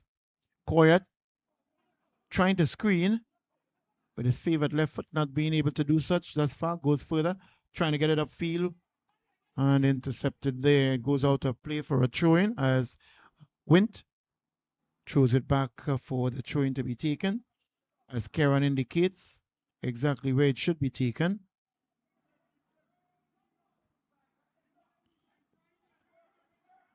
Very soon we shall see the substitution board indicating the added on time by the fourth official Jordan Cox, and added on time or injury time certainly for stoppages in the game, and sometimes it can vary from 1 minute straight up to even 10 minutes into double digits if it is necessary. And there can also be stoppage time added on inside of stoppage time. It's now 5 minutes being indicated there for added on time by the fourth official Jordan Cox. Getting it upfield to no one in particular. Actually, in this case, the opponent took advantage of that one. Eagles trying to find some space and time. Yes, they move along the flank, gets across. Oh, he was in an offside position.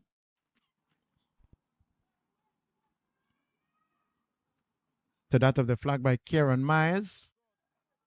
And that's Douglas. Thought he had an opportunity there, but was guilty and penalized for being in an offside position, interfering with play. Upfield now. Good goal kick there by Williams. Head goes up by the Eagles. Takes it down. Eagles looking for it. Clearance there by Batu. Head goes up. Carter.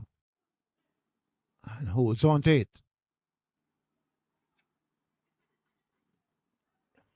Being Sado putting on a tackle there. Ball goes out of play just around the technical area of defense force as they take a quick one across the park. Jadon gets it across now. That's Isaiah. There's no time to be playing it in the back, but they're trying to build it. Need to be candid for it. Liam Burns. Long floating one inside. Oh, tries to go up, miss it. Counter attack here by defense force now. And a shot taken, but getting his body firmly and beautifully behind the ball is King, the goalkeeper. Challenge on. Appealing for it is Douglas. No, says the referee. Gotta be careful now. He's going to, hope he's not retaliating. Long floating one. No one in particular. Well, trying to find his teammate on the far side. No one was marking him. That would have been Felix. Defense was finding some space as Molino tried to bring Kaim into the mix there, but not Kaim, but in this case, Felix. Time running out on the clock now for Eagles to get that equalizer, as defense force certainly looking for the third item. Upfield now by defense force. Still in possession. Moves on the inside. Playing at 1-2. Clearance there by Eagles. Still in possession is defense force. Goes towards the corner for arc. Ball goes out of play. It's going to be a throw in there for defense force. being very casual. Certainly not in any way hustling. Moving on no level of alacrity. They are leading this one 2-1, 2 goals to 1.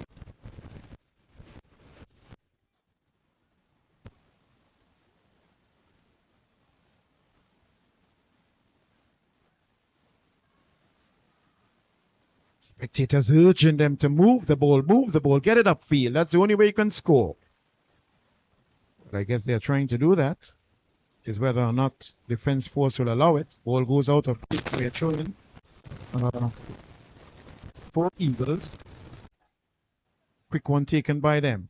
They know time is against them now. Looking for an opportunity to get that equalizer. Eagles with time and space on the left. Plays it nicely. Gets it across. Good interception there by defense force, but loses possession. Shot taken. Rebound off his own teammate in the way. Regrettably, to say the least, as Coyot now places it inside, trying to find Sando. Coyot goes into really brave challenge there between two players, but losing possession. As Eagles now regain possession, making some room on the left flank. Foot moves inside.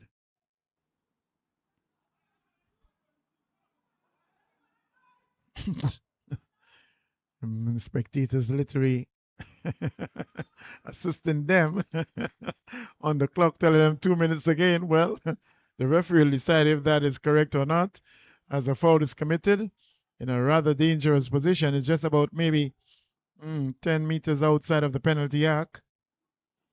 If you can strike that ball well, it can be threatening to the goalkeeper, Williams, but let's wait and see who's going to be the one doing it. If they're going to go straight for goal, and it looks like most likely as the referee uses his spray to indicate where the wall should be legally and properly positioned based on that 9.5 meters, 10-yard distance. And, you know, it's scientifically worked out and proven by FIFA and the technical personnel that with that 9.5 you need to give, because the gifted players can strike that ball and curl it around the wall. Shot taken against the wall now. Nothing for Eagles out of this. Gets it inside. Head goes up. Shot taken. And it's a goal. What a strike it is. With time and space, Eagles getting the equalizer. Well, he said that he's going to be issued a yellow card because he took off his jersey. But he has... What a strike. Saw a space and no way whatsoever. On the volley. Struck it with venom into the far post. And got that one, and to the support of his colleagues, even the substitutes. Don't know as yet. He needs to put on that jersey to determine the exact player. I'm just wondering. Is it Douglas? Let's wait and see. Looks as though it's number 7. Is it McLean? What a goal. What a strike. And they were putting defense force under pressure. Saw a space, just about a 3-meter space. He's going to be issued the yellow card. It's number 11, actually. Dominic Elijah Douglas. Now, he's being issued a yellow card. Also getting that much needed goal in the 90+4 to the elation and joy of his team and supporters. Now it's a 2-all affair here with just about 1 minute on the clock in the added on time. Nothing of much was deserving to be considered, as that's the whistle of the referee, Timothy Derry, FIFA referee. Brings an end to this affair. And at the very end, it was a 90+4 equalizer by FC Eagles, scored by number 11, Dominic Elijah Douglas. A well-taken goal. And the equalizer earlier on.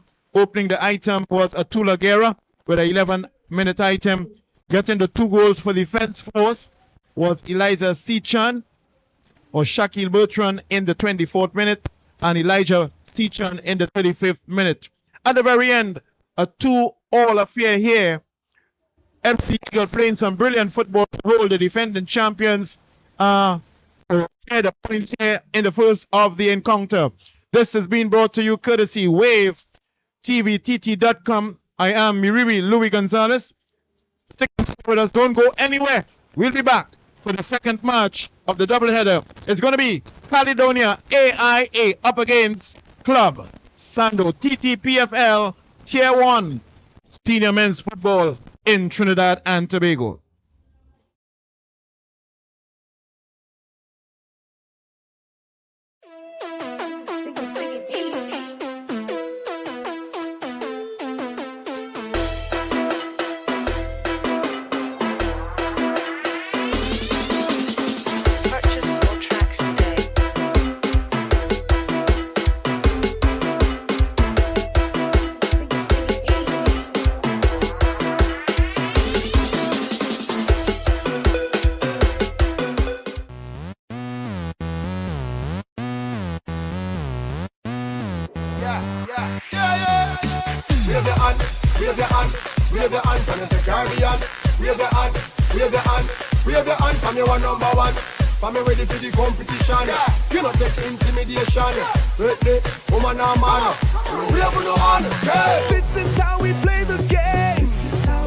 Okay, so tonight we're here with Richard?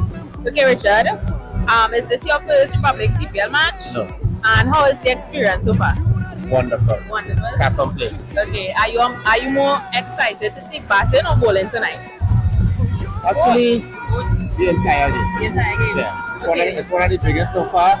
No man, we blow away Guyana. This is the biggest, this is the toughest challenge we have to face. Nice.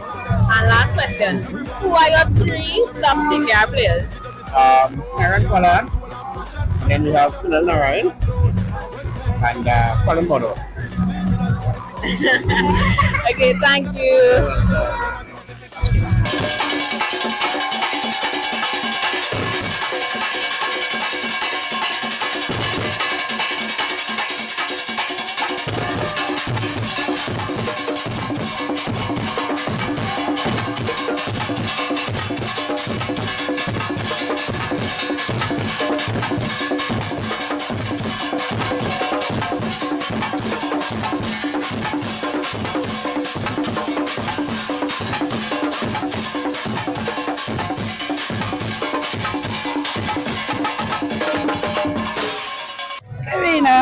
Karina. Okay, so Karina, can you tell us your top 3 TKR players?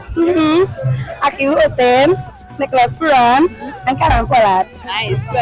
And can you tell us what are you more excited for tonight? Is it the batting or the bowling? Well, the batting of course. Thank you, Karina.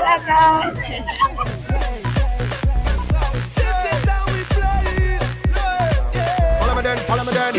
Every man, every pitch, every fan, every deal, every wicket, every storm. When the art and soul and passion, and the culture, Caribbean blood. When people come out and nation, it's the team in a unit. This lovely, must say again, lovely cricket supporter, decked up. Now, I've seen a lot of TKR jerseys throughout this season, but this is the first one I see looking good. You understand what I'm saying? So, let's get night. What's your name? Naomi Patterson, a lovely name to go with that face. Now, what part of Trinidad are you from? South, deep south, Erin. Erin, so you came, this is like a long drive to come here? Not so much. Okay, and who's your favorite player? Casey Carty. That is good, that's the first one I've got, because I've got a lot of Pollards, I've got a lot of Purans.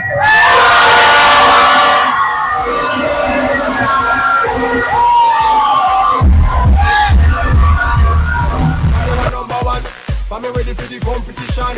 You know take intimidation. Ready, woman or man. We have no honor. This is how we play the game. This is how we play. And we gon' represent and show them who we stand for. Let's turn it up and light the flame. If you're not here to give it all, then what you here for? So get up. TKR here at my Butterlaw, my son, my whole family is here. And gosh, I'm having a good time. Nice. And what's your name? Amina. Amina. I'm having a wonderful time. That's my daughter-in-law, Emily. So hi, we're having a good time at TKR. It's great.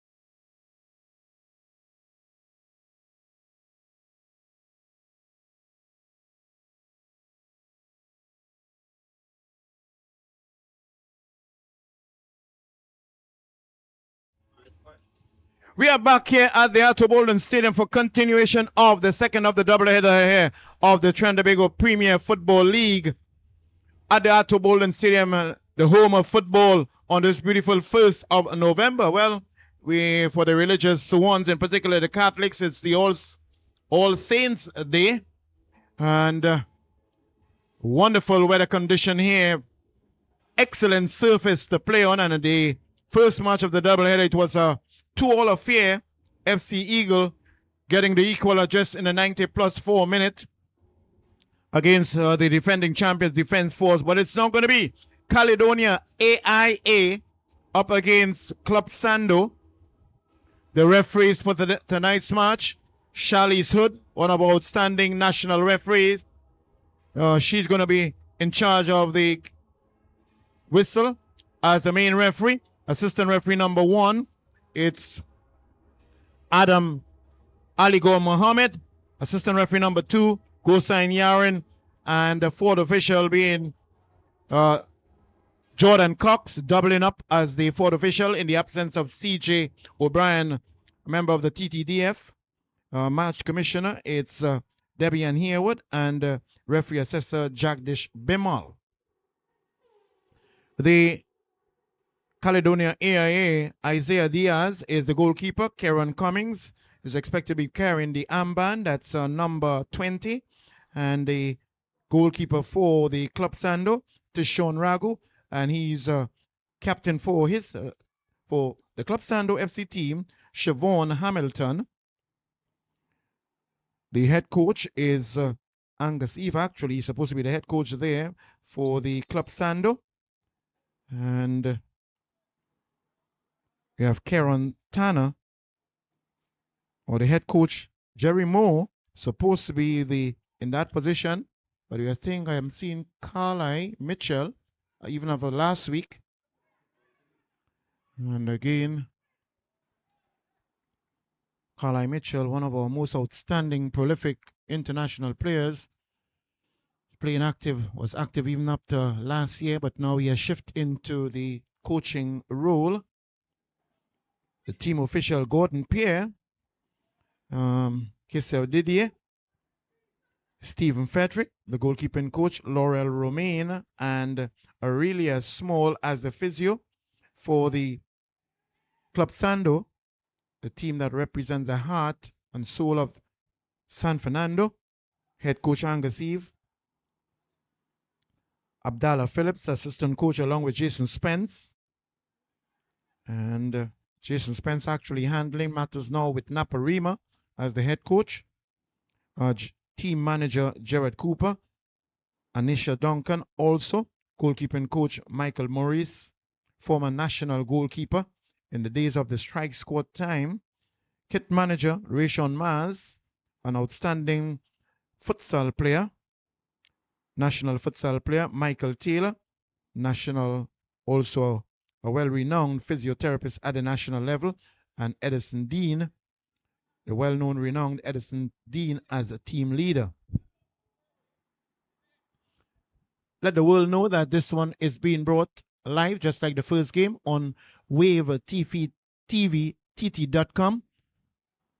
They can always link there and get all the necessary and full coverage of this live game being brought live. I am Miriri Louis Gonzalez. Privilege and opportunity to the match commentary as we have Club Sando in their bright orange, attacking the goal there on the northern side, and AIA Caledonia in their very noticeable mauve and white outfit, attacking the goal there on the southern side. Ball going out of play just in front of Carlisle Mitchell as a quick one is taken by Caledonia.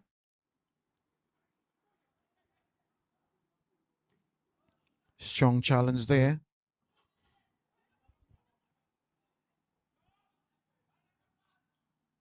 Number 9, he retrieves the ball for Caledonia.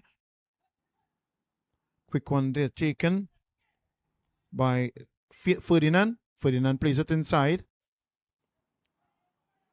to the Silva. The Silva plays it to Jones. Moving on the inside, Caledonia in possession now. Trying to knock some passes around, and they're succeeding thus far. Good interception there by Club Sando. Well known for that bright orange. Oh, unnecessary foul being committed there on him. Tall, lingering figure of Jariel Arter.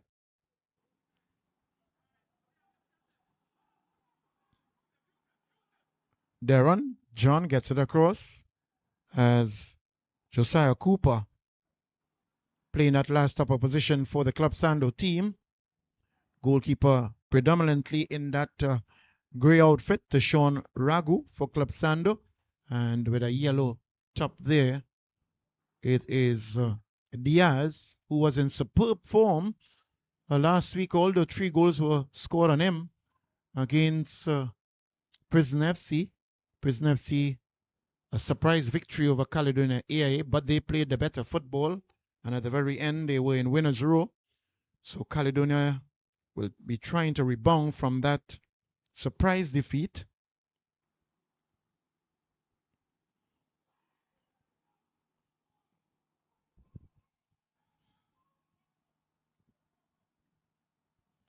Four minutes into this match. Foul being committed. So all referees here, the match officials, are referees that operate at the national level. National referees with the program of the Trinidad and Tobago Referees Department, led by Mr. Joseph Taylor and Mr. Osmond Downer being in charge of the Referees Committee.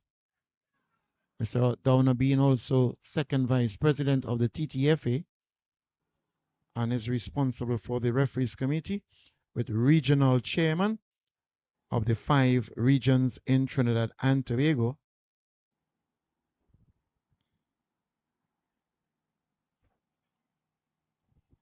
As Ferdinand takes a throw in, gets it there to Arter. Arter losing possession, but still they have regained it.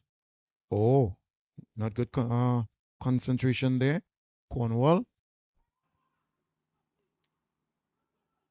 literally wanted to get it inside the penalty area, but when he looked, he saw no one.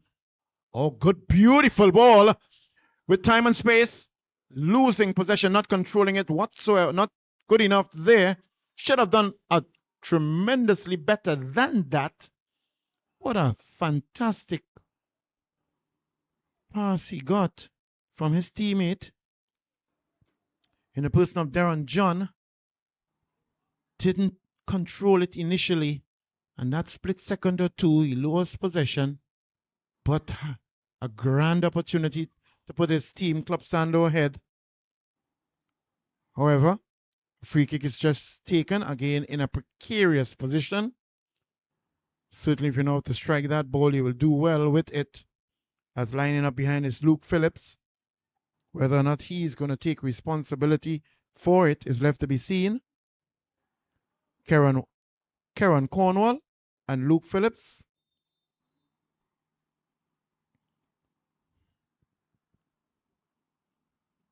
Oh, slipped the last moment.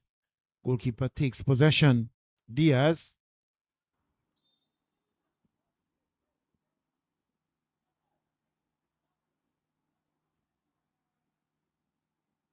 Was in an offside position, so an indirect free kick needed to be given.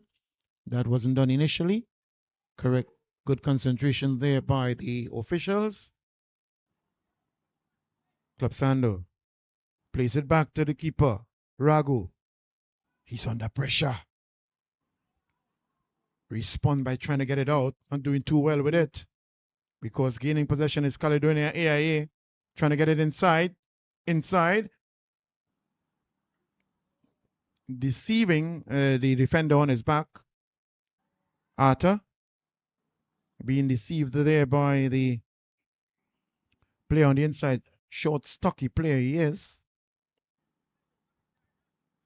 Noticeably, that's Darren John, who got a fantastic pass on the inside, but his teammate unfortunately not being able to do the damage and capitalizing on that golden opportunity to open the scoring, which in this case would have been Cornwall. Cornwall moves it further on the right side. Further inside, gets it inside. Arthur goes up. Shot taken. No, you should have done better with that, Karen Cornwall. Had some time and space, but really didn't control it. And then it went aimlessly over the bar. Had the power, but certainly not what? The direction, which is crucial. Under the crossbar and between the upright. Let the keeper work, but went aimlessly over the bar as Diaz takes it upfield. That's a Diaz for Caledonia. Still early stages into this match. Start just about 7:15, just about 8 minutes into this match. Plays it safely back to goalkeeper Rago.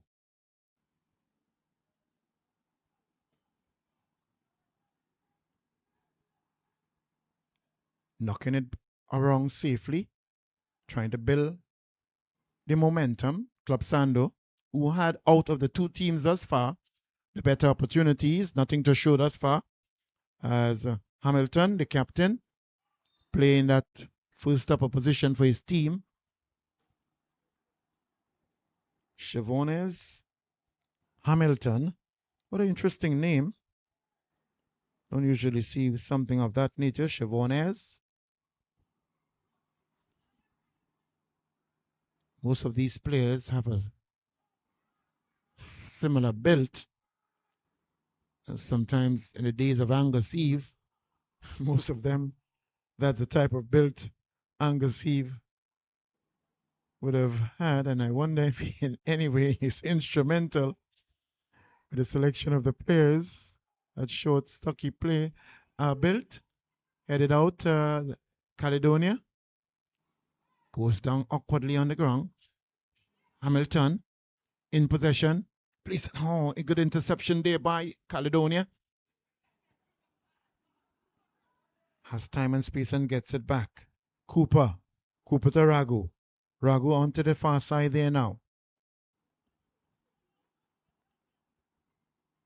Playing it on the right side. Gets it inside. intercepted there, losing possession. It's Club Sando. As Wharf. Wonder if there's any relationship to Colin Wharf. But that's Mark Wharf playing at right back position for Club Sando. Foul being committed just outside of the penalty area, just about maybe 4 meters. 3 to 4 meters.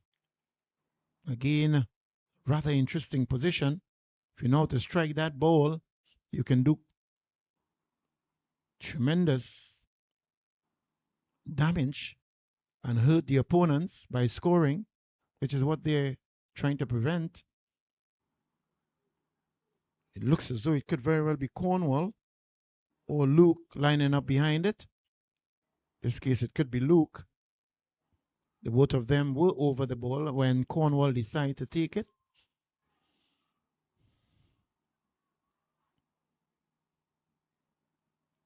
Shalice Hood, the referee, sets the wall at 9.5 meters, blows the whistle. Oh, getting inside, intercepted there nicely by the Caledonia. Oh, it did well, getting around the opponent. Club Sando. They actually won the women's Wolf competition for the last season. The female team of the Club Sando.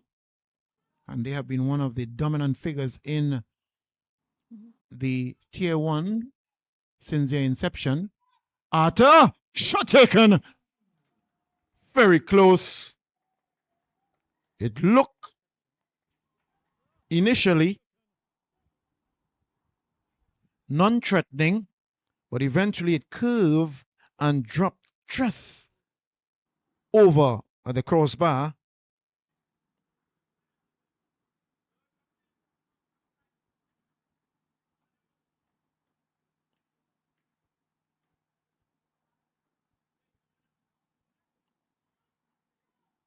So Jerry Alata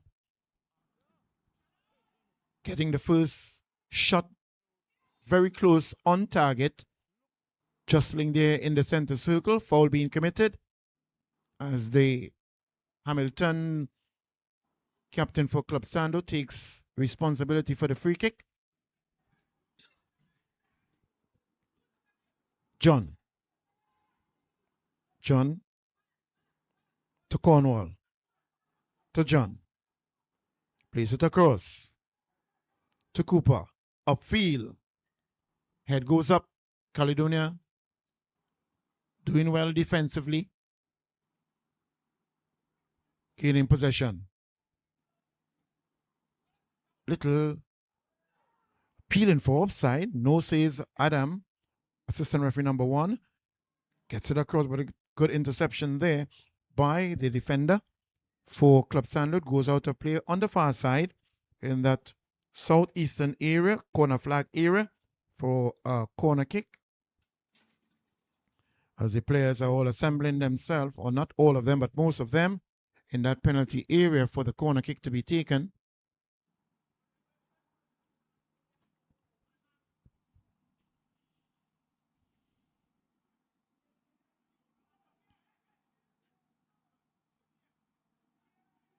A lot of orange jerseys, but a couple move inside. Head missing. That one. Oh, not a good attempt there. Knew what he wanted to do, but the technique certainly was missing. That's Shakir Jones. Cornwall plays it upfield. Club Sando moves nicely on the inside. It's Tariq Lee, an standout player for St. Benedict's College over a number of years. Also played for some time for the Rangers. Now he's playing a straight here. Tariq Lee for Club Sando has a tremendous pace and speed. Tariq Lee, very deceptive with his speed. and would have been recognized as a very promising player on the international circuit. We trust that he will eventually be successful with that venture. Tariq Lee playing that attacking midfield position for Club Sando. Ragu comes out of his goalie's area, plays it as they're in possession. Hamilton gets it upfield looking for Tariq Lee. Tariq Lee goes after it, gets it. Moves inside. Skips one. Ball goes out of play. It's going to be a true goal kick now for Caledonia AIA.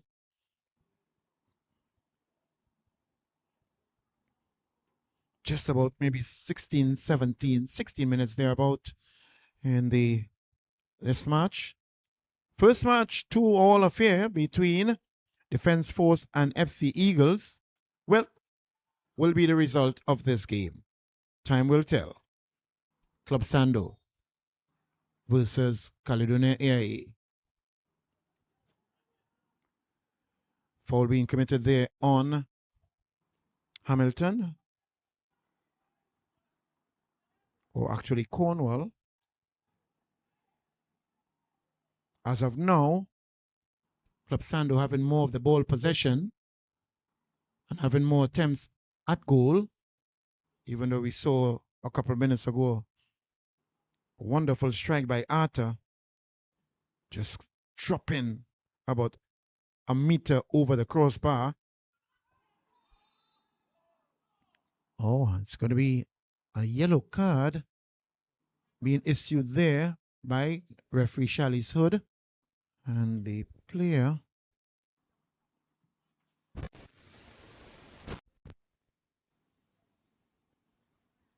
very well, it could be number 14, Darren John.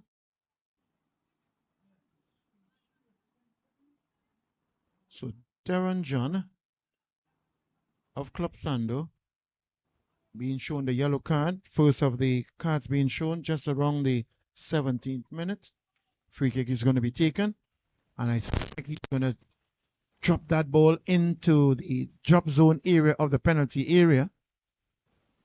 I'll be very surprised if he takes a shot from there. Left foot, that's he floats it inside, but not a good one.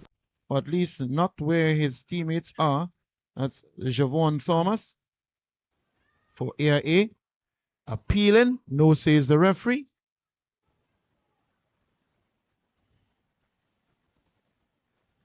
Got to be in the right place at the right time, the match official, because sometimes these players can certainly be deceptive, trying to sometimes to commit fouls on the blind side of the match officials.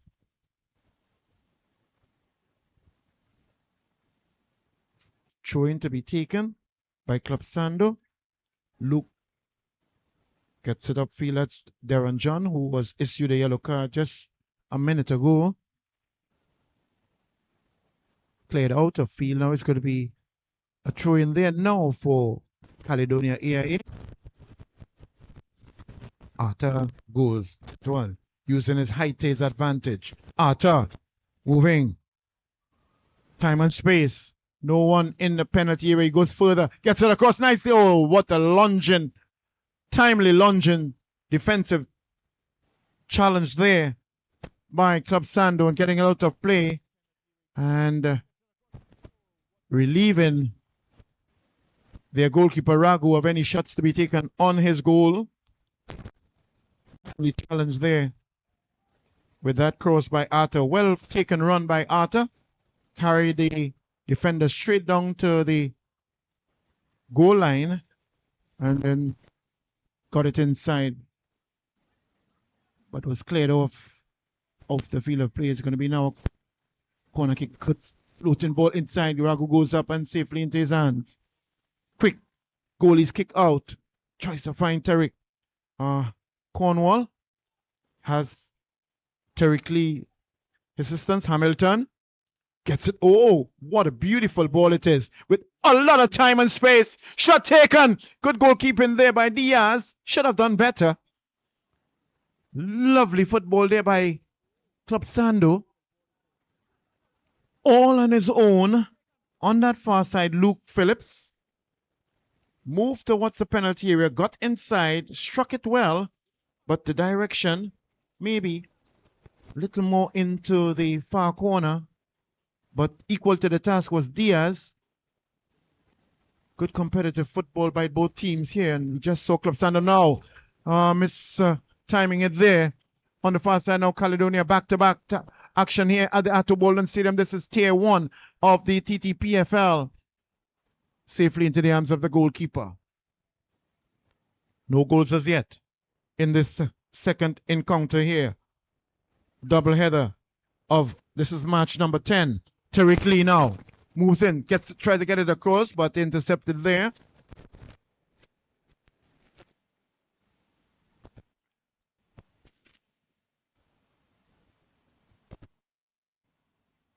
As the familiar cream color of the technical staff of the AIA, Caledonia AIA, and that famous white cap of Carly Mitchell.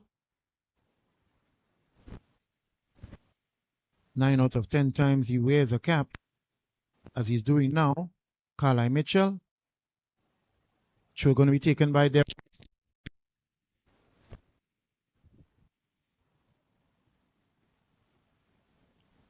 Darren John. Long floating one inside the penalty area. Head goes up, and a corner kick is given by Charlie Sud, the referee.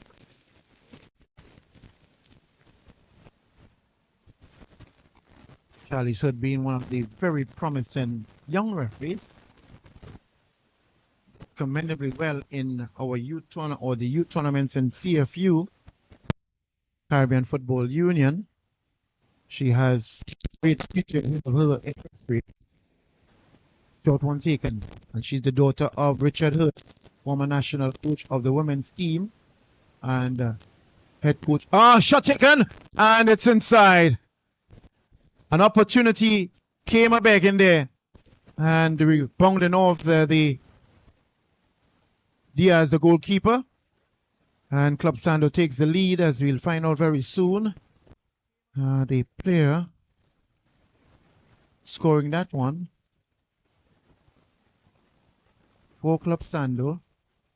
It's moving towards that defensive area.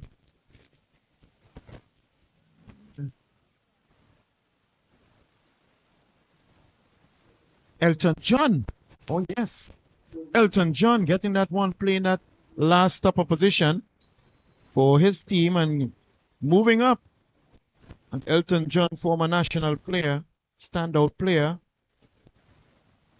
for the red, white, and black, getting the opening item for Club Sando. Scored that one just around the 17th or 18th minute.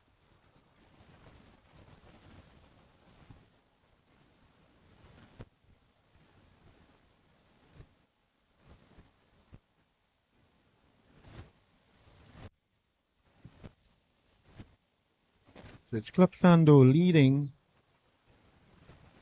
the, as a matter of fact, not actually, so the 23rd minute, leading Clubs Caledonia AIA. 1 goal to 0, a goal scored by Elton John. No name after that pop singer, Elton John, out of England.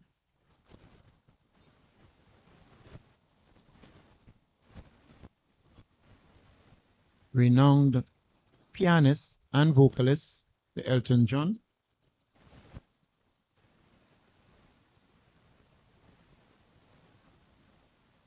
Free indicating specifically where the free kick should be taken.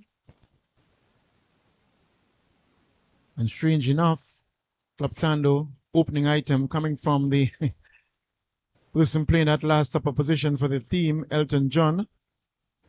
But at the end of it, it's a goal for Club Sando. It doesn't matter who it comes from, whatever position you're playing from, it really doesn't matter, as we have now.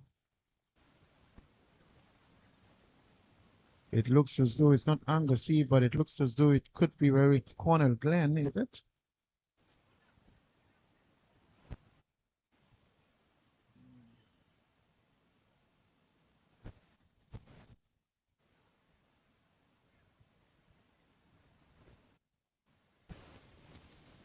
Very well, the Angus Eve has that back to front cap on his head. That's it's actually Angus Eve. But he just here.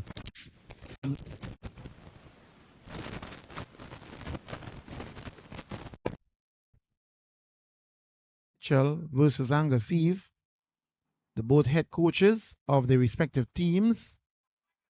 Caledonia AIA versus Club Sando. Arthur keeps it in for Caledonia. Losing possession. John gets it upfield. Caledonia intercepts.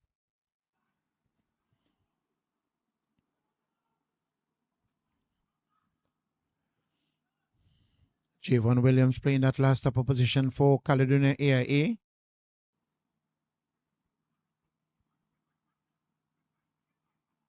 It's a scrappy affair thus far, but they're closing them down, I must say. That's Club Sando. Can see them a mile away with that bright orange color that they're wearing.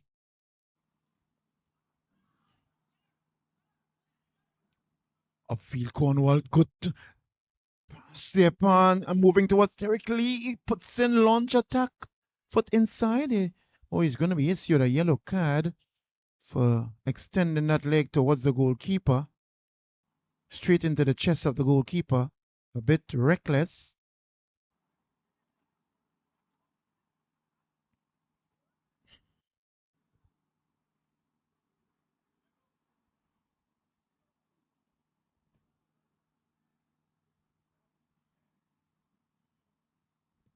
It's actually Luke Phillips. Luke Phillips being issued the yellow card. Good counter attack, but at the very end, Luke Phillips committing that yellow card. Committing that offense that caused him to get a yellow card. Reckless challenge.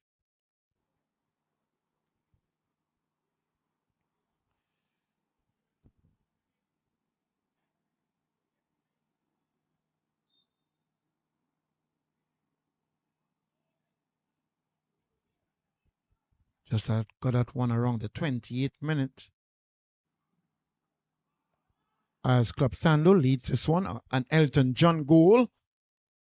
Scored around the 23rd minute. Lead this one 1-0 against Caledonia AIA. The tempo and energy of the game fluctuating between the two teams, but having more of control thus far, seem more purposeful and meaningful. It's Club Sando. As Angus Eve is speaking to Jordan Cox, apparently trying to get some information based on some issue on the field, but it's Club Sando now. In possession. Screening well on the far side is Luke. Ball goes out of play. Luke Phillip just being cautioned there a couple minutes ago for a reckless challenge on the goalkeeper.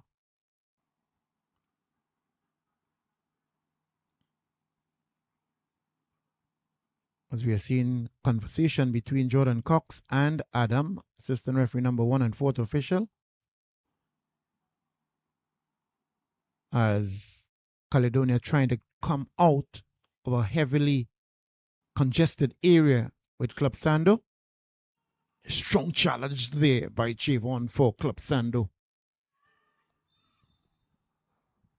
Peeling there for a foul, is it? Or yellow card being issued. It's a third yellow card within this first half. Gonna get very soon the number of the player. Caledonia. Looks as though it could be Bruno Rodriguez da Silva.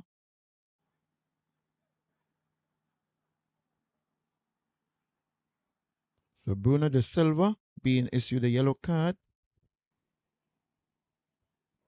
just around the 30th minute. 3 players being issued a yellow card thus far in this 1-0 lead by Club Sando, and they have a free kick just in a very dangerous position. What will he do? That's lining up behind it, Karen Cornwall and Luke Phillip. But will it be Cornwall? He goes for it against the wall. Shot taken! What a shot it was. Good strike there by Jabari Henry for Club Sando. And it went menacingly close to the upright on that southern side, or should I say the western side of the AIA goalpost. Diaz would have been in some real trouble if it was going between the uprights. Power and potency of the shot goes down. No, says the referee, no foul. Caledonia trying to make something of it. Closing down the spaces, Hamilton for Club Sando. Oh, good skill being displayed, but losing possession eventually. It's as Club Sando just hungering and thirsting more for the ball. And listen, with the ball, you always in a position where Hamilton doing good football there. Sends him on his way. Good timely interception there by the goalkeeper Diaz. Was under some pressure there by Cornwall, the attacker or opponent for Club Sando. Club Sando gaining possession. He's on the attack. Gets it inside. Certainly, it looks from what we are seeing thus far that Club Sando is running at Caledonia AIA. Caledonia AIA certainly have their hands full with the constant pressure by Club Sando. Moving further inside, he goes down. Challenging for the ball, still has it. It's Tariq Lee trying to clear it out, but Club Sando still in possession. John moves inside. Oh, good football there by Henry. And Lee and Hamilton. Good skill. Moves inside to Hamilton. Hamilton. Oh. To Cornwall. Not being able to have good synergy between the two. Losing possession. Long floating goal kick there by Diaz. Takes it down. Hamilton. Plays well.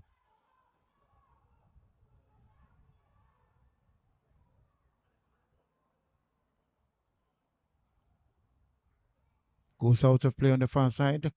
Flag signal shown by Adam Mohammed.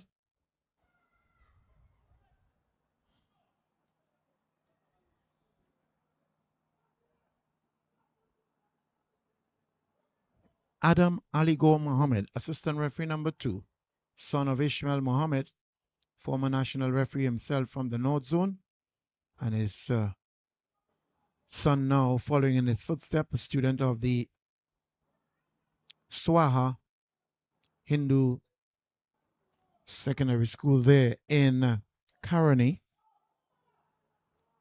Quick throw taken, goes down, foul being committed on Hamilton the referee, Hamilton the captain, sorry.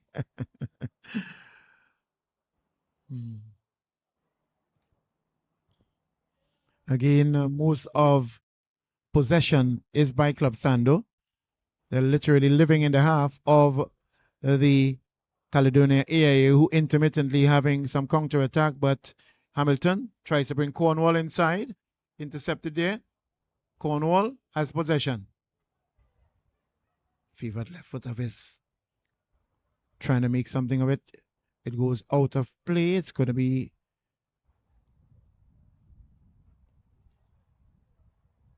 slowly but surely going to retrieve the ball. Is it a throw-in or is it a corner kick? Didn't see the signal that clear from this distance. And let's see what the player. So it's going to be a throw-in based on the signal by the assistant referee number 2, Adams Mohammed. Throw-in taken. Lee to Cornwall. Cornwall takes a shot. Intercepted there by the defender. Caledonia really being put under tremendous pressure here by Club Sando as they plays it back, I should say, to have another counter-attack move inside there. Oh, moves it inside. Puts in a challenge.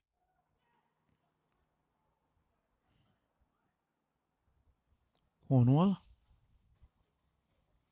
Caledonia tries to get it upfield. John intercepts, sends it to Ragu. Ragu upfield.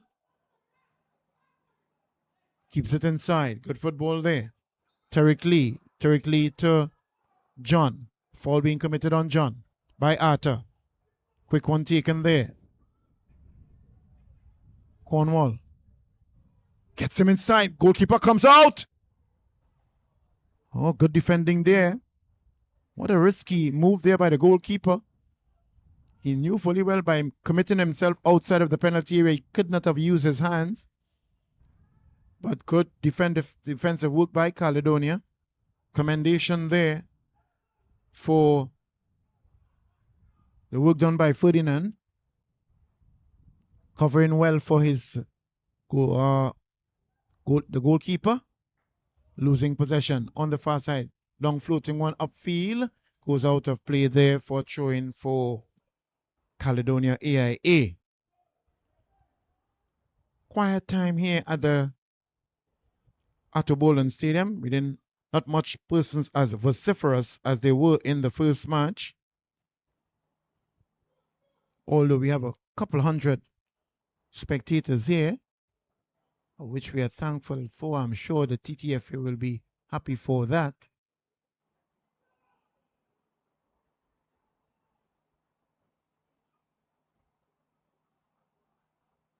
Throw taken. Just around the halfway line now. Try to get it away. But not a good pass by Hamilton. Arthur moves inside. Skips one, skips two. No says the referee. He goes down, but it's another counter attack now by Caledonia.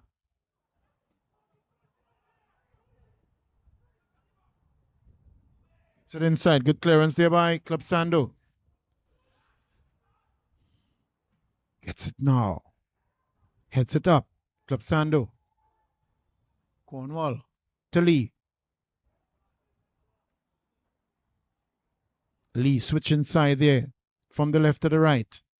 Gets it back.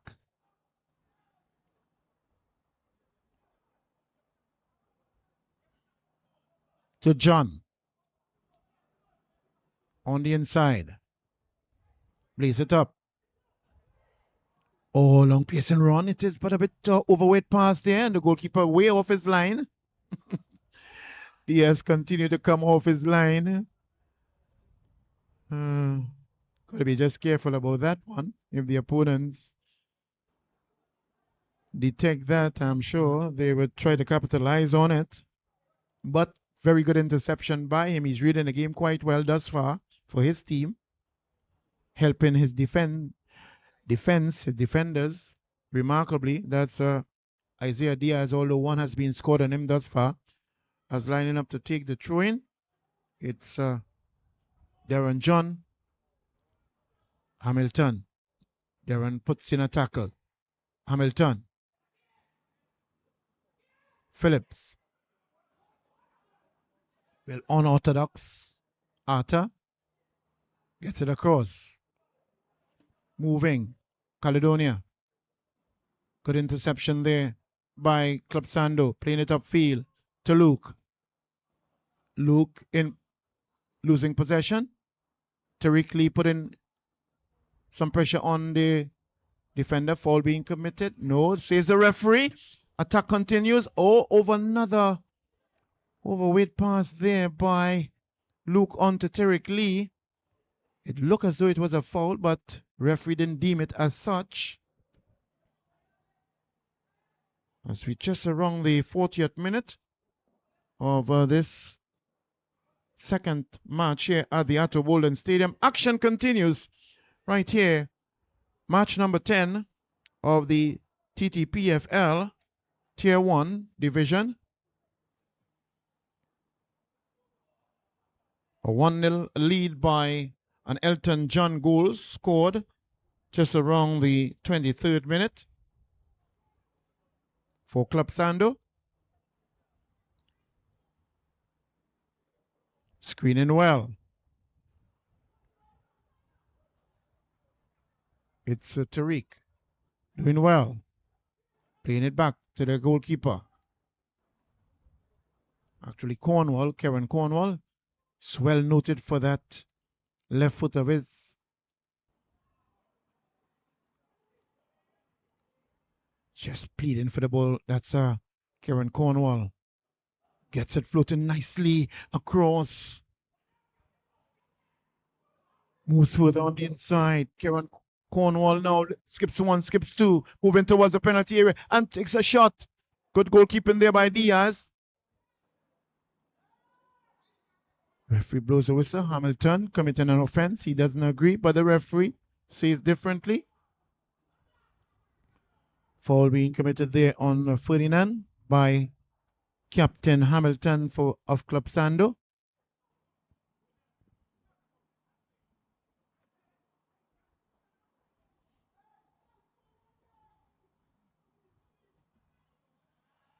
Getting it upfield now. Caledonia AA, Arta. Floating it nicely to his teammate on the far side. He's under pressure. Plays it back to Ragu. That's Club Sando. Clearing it upfield now is Ragu. Trying to find Philip on the far side. Goes out of play. It's going to be a throw in there for Caledonia AIA. Just around the halfway line. On this 1st of November 2025. Caledonia trying to get that equalizer. Nothing to show thus far as Elton John goal of Club Sando leads with a 1-0 lead. Oh, trying to find Art on the far side with that one. Cornwall moves on the inside to Lee. Brings in Elton John. Elton John on the ball now. The goal scorer for Club Sando. Good possessive football by Club Sando. Gets it across to in possession Club Sando. Moving it around. Across to Elton John. John. Floating, looking for Tariq Lee. Heads it nicely to Hamilton.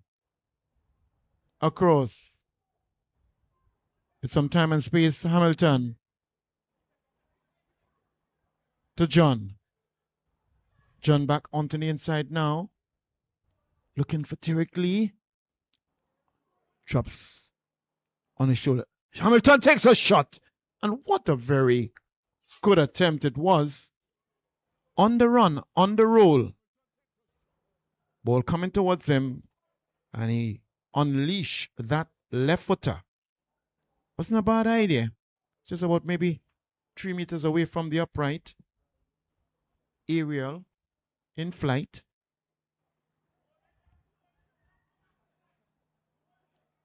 As Diaz now lines up to take this goal kick. Upfield now. Getting over the halfway line. Head goes up. Arta.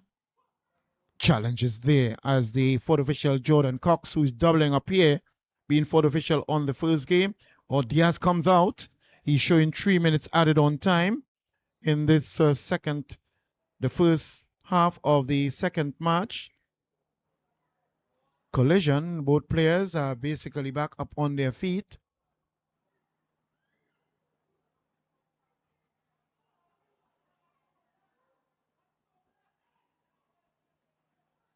Three minutes added on time being shown there by Jordan Cox, fourth official. Looking to get that equalizer. It's Caledonia AIA. Will they be able to do it in the added on time? Time will tell. Arthur really providing much service for his team Caledonia AIA in this first half. Shot taken straight to goalkeeper Ragu. Goes down in a timely manner. Stopping that shot towards goal.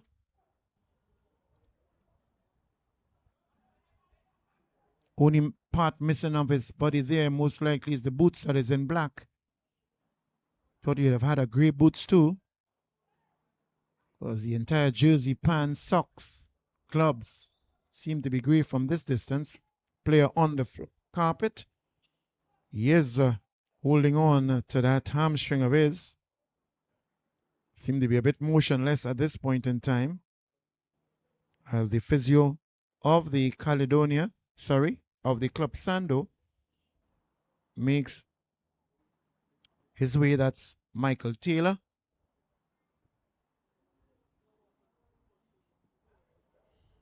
Renowned and ever appointed physio of the national men's senior team on numerous occasions.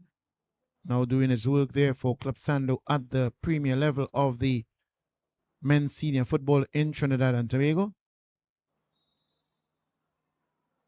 As Charlize blows the whistle, indicating resumption of this match, as she's going to drop that ball. As stoppages in the game, who was last in possession of the ball will receive the drop ball or will regain possession of the ball from the drop ball. And that's looks as though it's Tariq Lee who was on the ground, is it? Yes. Yes, Tariq Lee being attended to as he gets back onto the field of play now. Just moments away from the whistle, I'm sure, of the referee to bring an end to the first half. Trying to keep it in play, but Arthur already with ball over the touchline. Long, lanky figure of Arthur for Caledonia AIA. Putting in a challenge there is Lee with Cornwall also. Head goes up with John. Taking it down. Caledonia.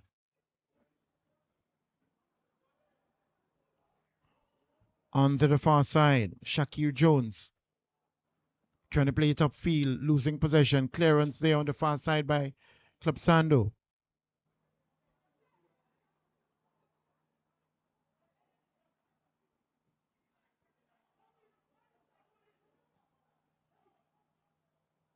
Nothing to show thus far. That's Caledonia AIA, but at least with an Elton John opener, they lead this 1-0 against Caledonia AIA. Elton John for Club Sando playing at last up position. He's on the ball now. Plays it across to his teammate on the right side. Hamilton, the captain, plays it back. Getting it upfield. That's the whistle of the referee, Charlize Hood, bringing an end to the first half of the second doubleheader here at the Atto Bolden Stadium. At the end of 45 odd minutes of football, it is an Elton John goal scored in the 23rd minute, and they lead this one 1-0 against Caledonia AIA. We will be back with you for the second half. Remember, this is being brought to you live by the Wave, the TV, tt.com. We'll be back with you very soon for the second half.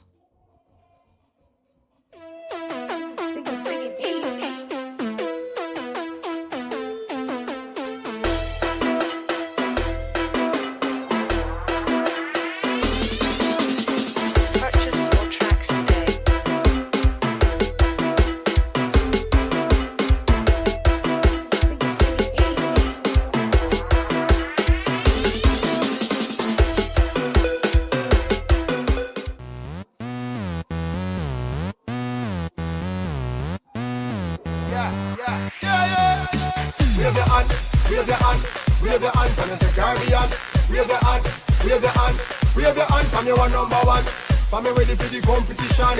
You not take intimidation. Ready, woman and man. We have no honor. This is how we play the game. Okay, so tonight we're here with Richard. Okay, Richard. Is this your first Republic CPL match? No. And how is the experience so far? Wonderful. Wonderful. Can't complain. Okay, are you more excited to see batting or bowling tonight? Actually, the entire game. The entire game. Yeah. Okay. It's one of the biggest so far. No man, we blow away Guyana. This is the biggest, this is the toughest challenge we have to face. Nice. And last question, who are your 3 top TKR players? Aaron Pollard, and then we have Sunil Narayan, and Colin Bono. Okay, thank you.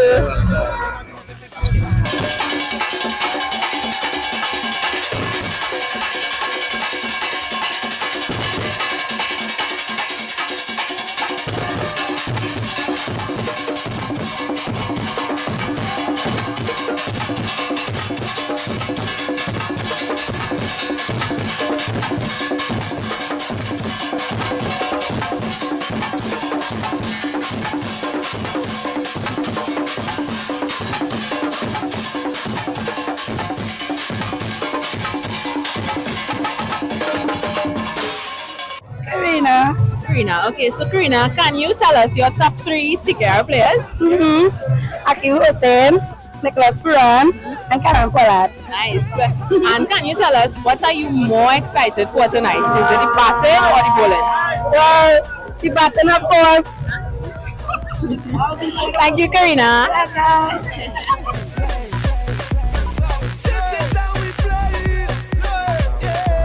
Follow me then. Every ball, every man, every pitch, every fan, every deal, every wicket, every storm.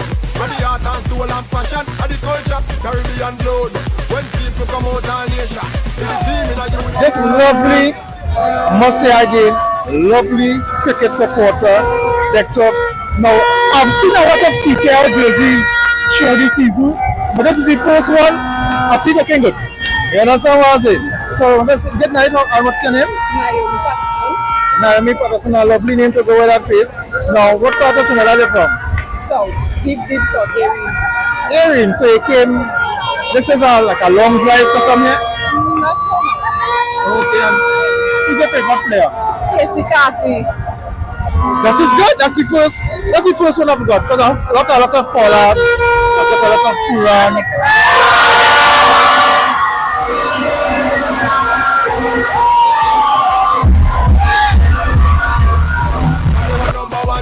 I'm ready for the competition. You know take intimidation. Ready, woman or man. We have no honor. This is how we play the game. This is how we play. And we gon' represent and show them who we stand for. Let's turn it up and light the flame. If you're not here to give it all, then what you here for? So get up. TKR here at my daughter-in-law, my son, my whole family is here.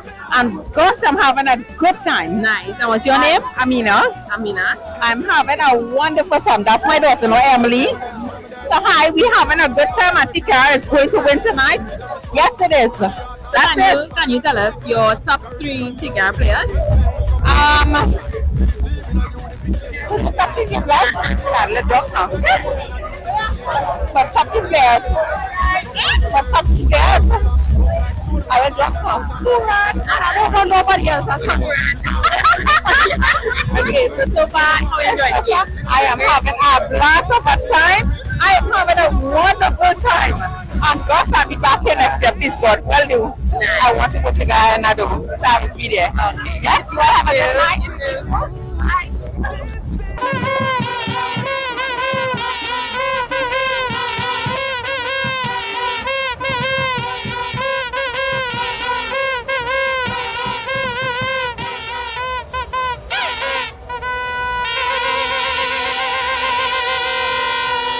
Now, what is your name?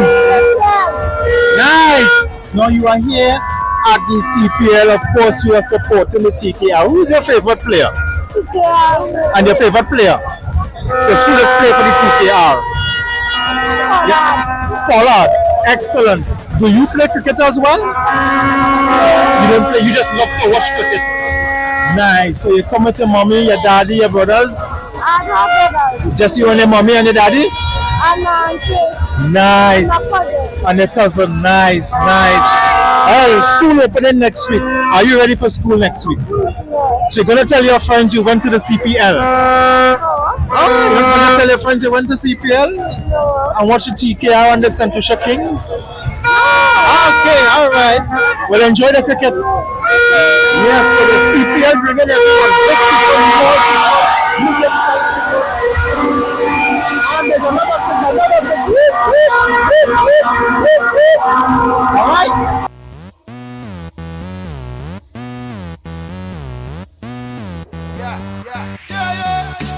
Wave your hand, wave your hand, wave your hand from the Caribbean. Wave your hand, wave your hand, wave your hand from your number one. For me ready for the competition. You not take intimidation. Ready, woman or man. Wave your hand. This is how we play the game. Okay, so can you go tell us who are your top 3 TKR players? My top 3 will be Tyron Pollard, Narain, and Puran, Pollard, and Limassol. Okay, so what are you all most excited for tonight? The batting or the bowling? I'm just great cricket. I love everything. Great cricket. I'm here for the bowling. I definitely want to see what we're going on with the bowling. For sure. Okay, so we know that all 5 games were played here at the Bandara. Have you all ever visited? Yes, we have. And which one do you prefer, here or the Oval? Here. Okay. Yeah, definitely Bandara. Okay. Thank you. No problem. Thank you. Road to the Caribbean. Put up your one, put up your one. The game is getting hotter. Take it now or never. Hit another 6, there's no way we can lose. This is who we are, what we live for. Okay, so if you had to use one word to describe tonight's game, what would you use? Amazing! Wonderful! I don't know. Amazing! Okay, so can you tell us who are your top 3 TKR players? Sati, Manu, and Puran. Okay. Nikki T, Pollard, and Russell. Same. And what are you all more excited for tonight? Batting or bowling? Bowling! And the art and soul and passion and the culture, Caribbean blood. When people come out and nation, it's a team in a unification. When they stay down from beach and from Grand and the meaning of unification. It's how we play. Yeah. This is how we play. This is how we play. So people, it's the end of the first episode. It's TKR, it's CPL, but we have more stuff coming up. There's schools football, there's Ttpfl football, there's track and field. It will be next year. It's all kind of vibes, all kind of things to get the vibes on, but it's all about meeting the people and getting the vibes. How you like the first episode? Yeah, she's starstruck. She can't even say something. She's in awe. This episode was quite fulfilling. I feel successful, and I can't wait for the rest of episodes to come. She's been very more. So by the time the 3rd episode, she can be like, she already wants to be the best, your favorite co-host. So, back at that. Bye. Yeah, man.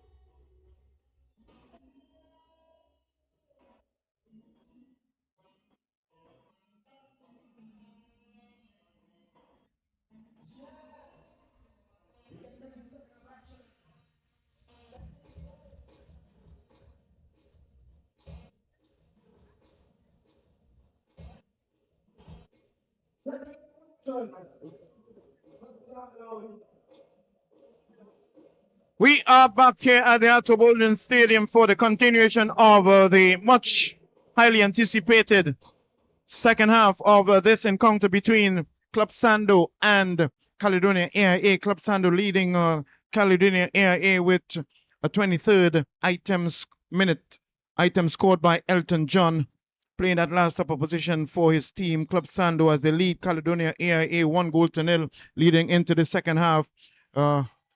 Being brought to you live by the Wave TV, TT.com. I am Miriri Louis Gonzalez, doing the much needed match commentary here at the Atto Bolden Stadium for the game number 10 in this the Ttpfl Tier 1 attacking football already by Caledonia AIA. They have no choice than to go towards and put the Club Sando under pressure.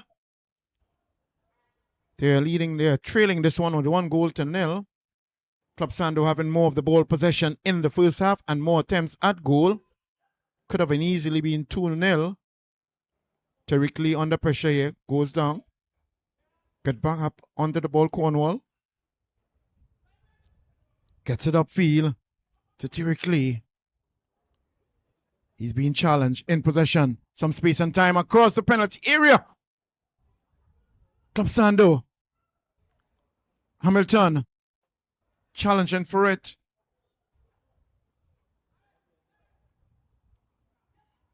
Doing well. Club Sando against Caledonia AIA. Foul being committed there. Strong one it was. 3 players being issued yellow card in the first half. Darren John in the 17th minute. Luke Phillips in the 28th minute. That's both of them for Club Sando, and Bruno De Silva of Caledonia AIA in the 30th minute.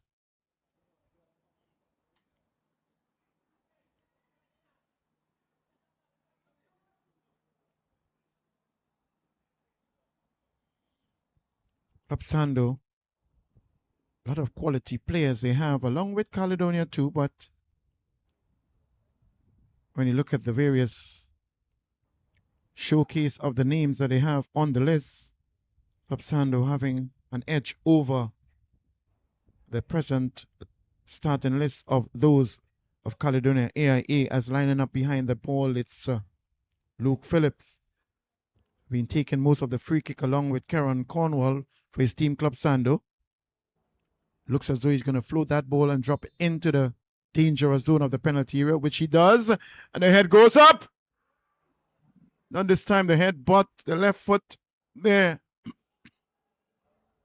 Missing it, keeping it in play. Oh, the flag goes up by Adam Mohammed on the AR number 1, indicating the ball has crossed the line as they have taken a quick free kick.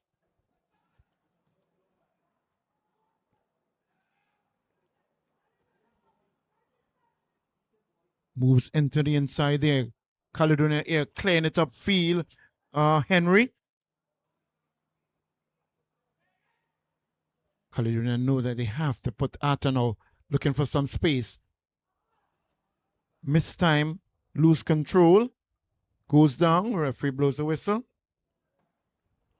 On that challenge on Lee.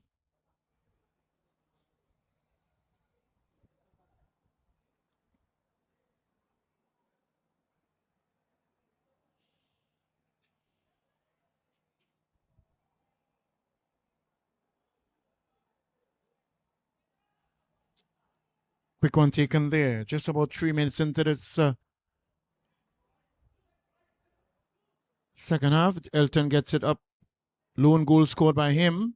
Just around the 23rd minute. Plays it back to Ragu. Goalkeeper for Club Sando. Long floating one trying to find Cornwall. On the outside. Puts in a challenge. Good clearance there by Caledonia. Arthur does well. Caledonia with a silver. Plays it back to Diaz, who has a tendency of coming off that off line, his goal line, out of the penalty area, inclusive of the goalie's area too.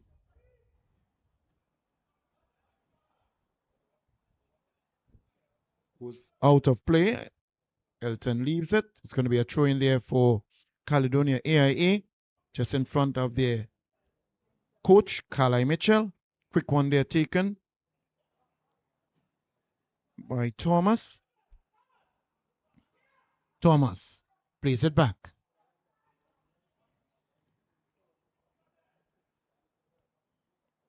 Josiah Edwards now on the far side. It's Lee. Lee with the pace he has. Oh, he's taken down, and he is going to be issued a yellow card. That's breaking down a promising attack. Really unnecessary. The pace of Tariq Lee certainly leaving the defender behind.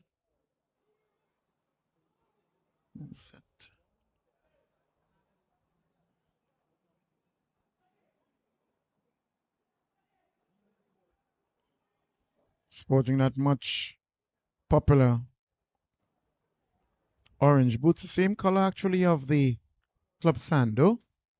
Actually is Arthur. Surprising, but Arthur being cautioned.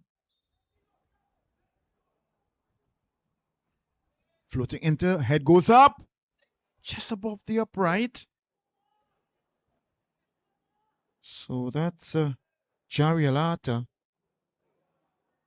going into the referee's book. Yellow card. Just around the 51st minute.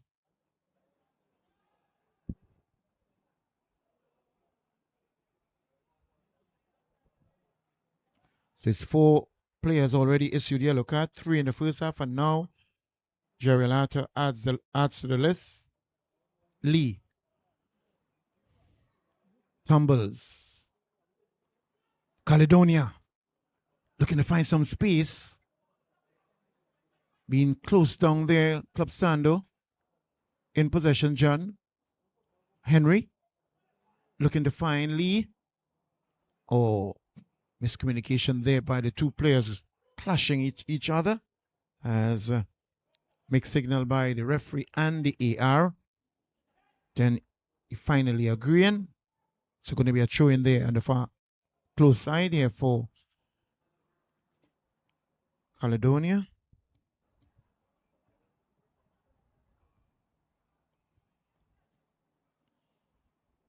Goes down. Referee blows the whistle. Simple foul. Unnecessary, however.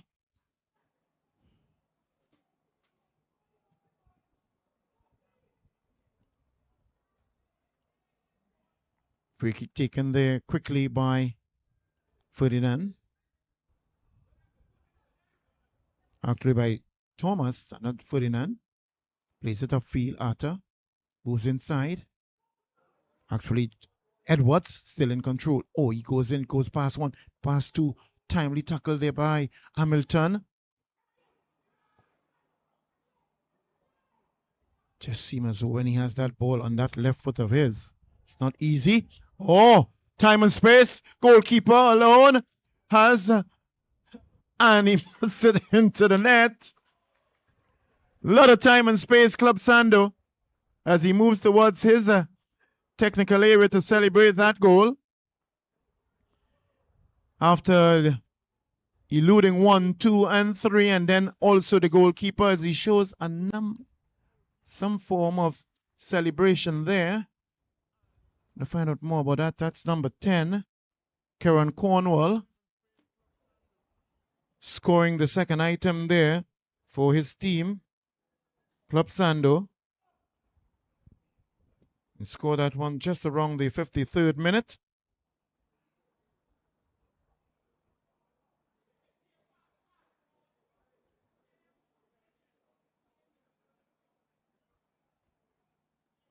And that's by Karen Cornwall.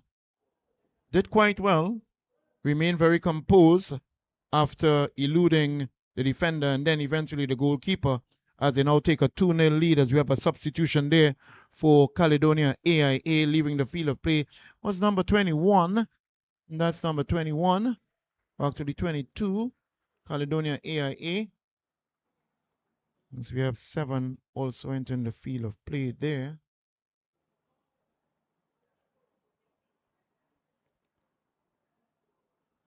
Right, you're going to find out very soon the one substituted there.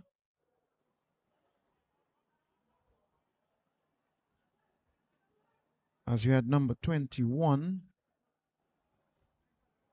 That's number 8. So substitution for the Caledonia AIA leaving the field of play. It was number 22, Javon Thomas. And he's replaced by number 29, actually 26, Obadiah, Idel Rosia. What a name. But that's the young man's name. And for the Club Sando, leaving the field of play is number 8. That would have been number 8, Cassidy Davidson. Cassidy Davidson, and he was replaced by number 7, Real Gill. Putting some more pace up front. One of the standout players for Rangers. The Huckiter Rangers over several years and plies trade in Jamaica. Coming on there for Davidson, that's Real Gill. And also played in the second tier of the MLS, the USL, Real Gill.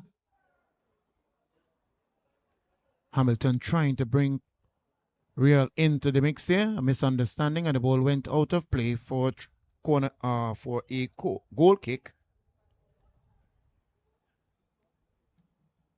Upfield now, Elton John, the goal scorer of the first item.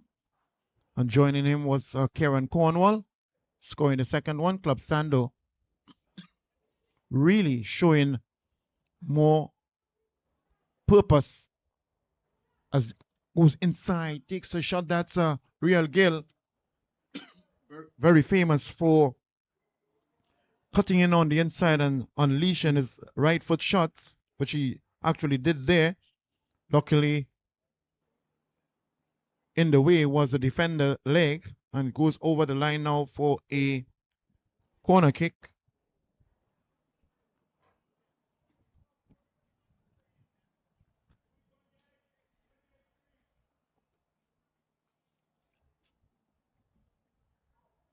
With no ball attendant. Players themselves have to retrieve the ball, and they're lining up this time around. It's Kieran Cornwall taking a corner on this side just in front of ER number 1. Takes it short with Lee. Cornwall to Lee. Lee. Cornwall. Oh, flag goes up. Good concentration there by assistant referee number 1. Lee coming from the offside position and interfering with play. And good decision there by Adam Mohammed. Upfield now, it's good football there, but not being able to maintain is on his feet. That's Ferdinand. That's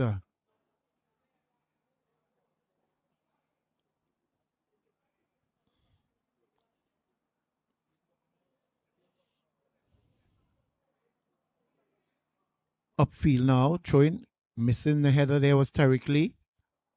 Arthur gets it upfield now.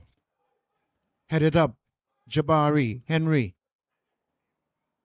Cornwall moves inside. It's Mark Wolf after Lee. That's a similar structure like Cornwall. But that's Wolf losing possession. Not a good.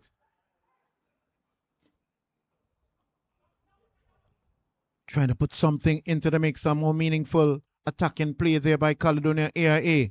Gets it beautifully across, but no one in particular coming on the far side there for Caledonia AIA, regaining control of the ball. It's a Real Gill who moves back. Gets it upfield now, trying to put Tariq Lee, who has the pace and speed, and he's all on his own now, on one. Good timely recovery there by the defender. And Lee knew fully well that he should have done better with it.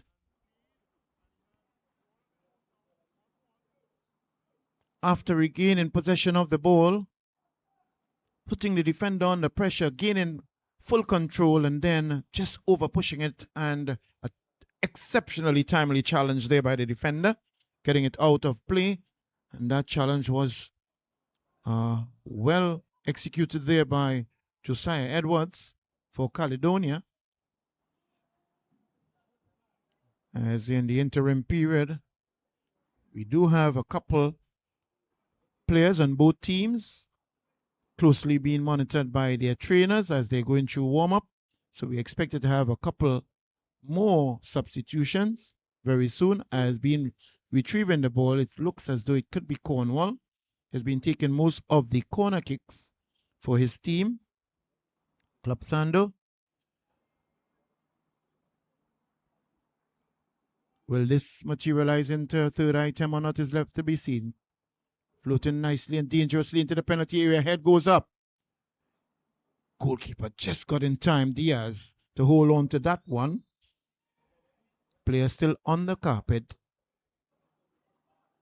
Charlize ushers on the physio, Mr. Taylor. Seasoned campaigner as a physiotherapist over the many years for many teams, including the red, white, and black. As Carlisle Mitchell now with foot on ball in his technical area, maybe just wondering what can be done, what strategic move, what tactical implementation can he make use of to his players to capitalize on that 2-0 deficit that they have against them. He's consulting now with his assistant coach, one of his assistant coach or team official, one of the assistant coaches,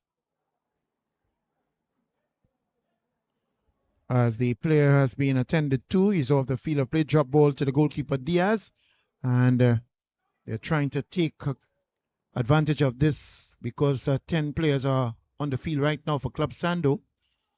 Ball goes out of play again. Looking to get a quick one.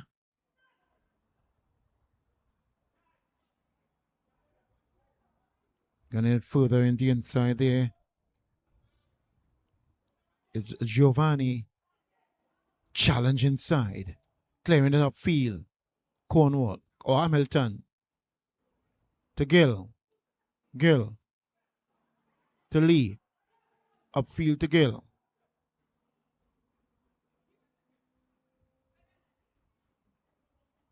Challenging inside. Keeps control. Oh, beautiful football there by Real Gill for his team Club Sando. Being pushed from behind. Goes down. Just in front of the AR. And that's Mark Wolf.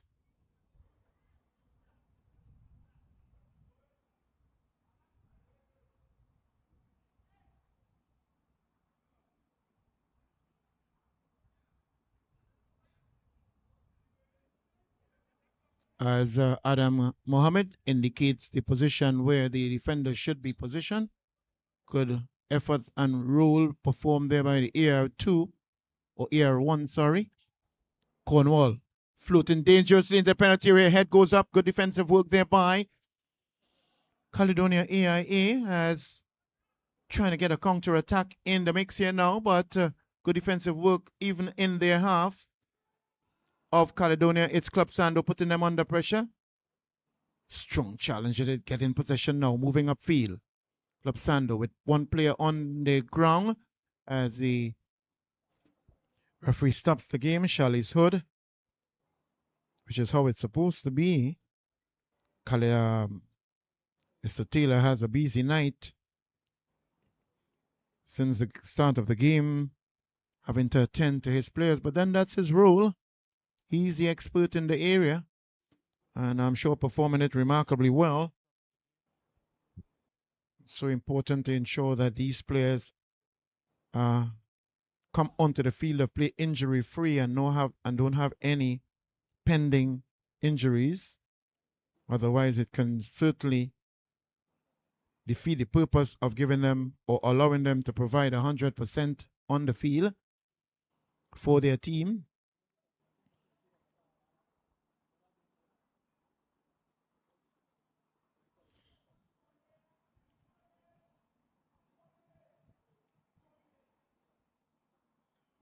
Luke Phillips walking along with Taylor the physio onto the far side, as now the bright orange cap of Angus Eve in his technical area. Very animated coach he is, former national coach of the men's senior team and outstanding coach at the secondary school football league level in that of Naparima, having won the boys premiership league title more than any other school team.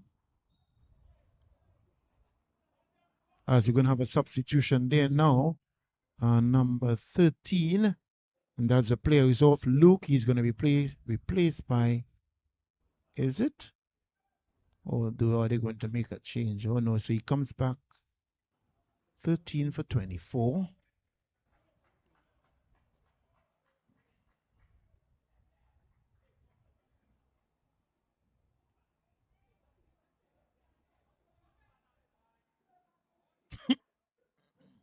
So actually entering the field of play, leaving the field of play, Mark Wolf, and he's replaced by number 24, Jason Joseph.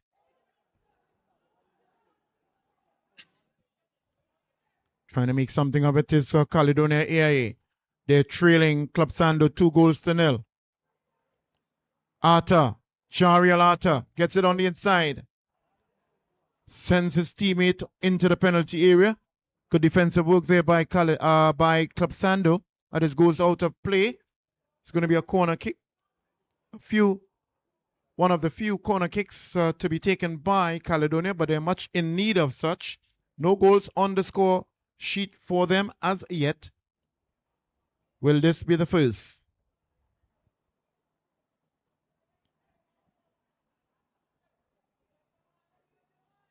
Good corner kick, floating dangerously inside of the penalty area. Head goes up still. Comes out. Club Sando with Tariq Lee. Oh, it collides. And 1 and 2. 1 versus 1. Still in possession. Gets it inside with some time and space. Club Sando floating it into the penalty area. Still in possession. Hamilton. Lose 1. He loses 2. Gets it across. No one in particular. Except defenders. Another grand opportunity there by Club Sando to carry it up 3-0. As they are now in a counter-attack. Good interception there by Elton John.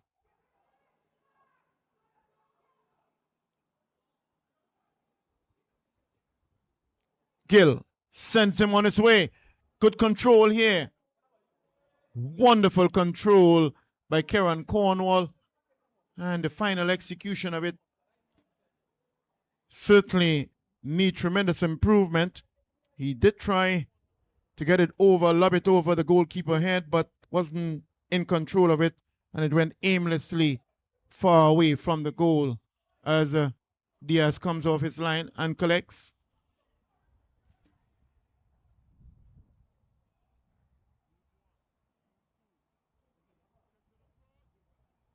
This is action here at the Ttpfl Stadium on the 1st of November. Tier 1, the Ttpfl. Match number 10, Jariel did well. Inside, battling there, clearance. Club Sando bringing it out now on the far side, being fouled in the midst. But a grand opportunity there for Caledonia AIA.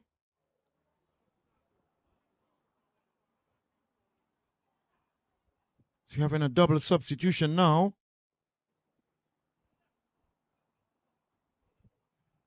For Caledonia AIA. Leaving the field of play, number 16.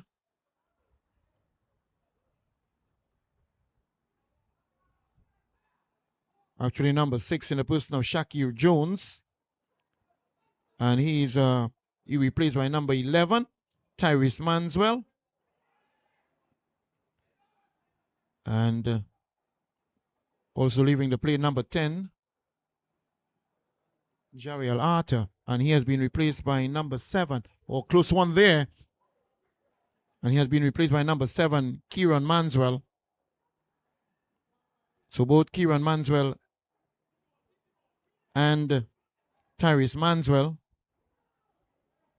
carrying the same name, surname that is. They have entered the field of play, replacing number 10 and 6 in the case of Jariel Arthur and Shakir Jones for Caledonia AIA. Still, it is a 2-0 lead by Club Sando over Caledonia AIA. Goal scored by Elton John in the 23rd minute, and then by the 53rd minute by Karen Cornwall.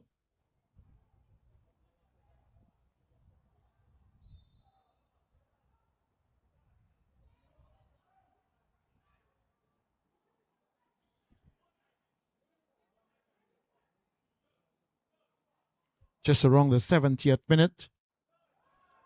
Challenge, no says the referee, no foul. 2-on-1, that's the 2. Or slipping there, but getting it is Tariq.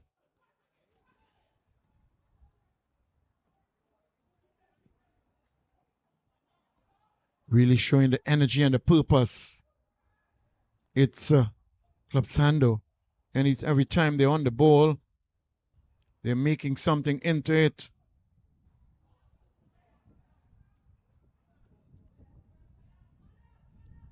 Jabari not doing too well there.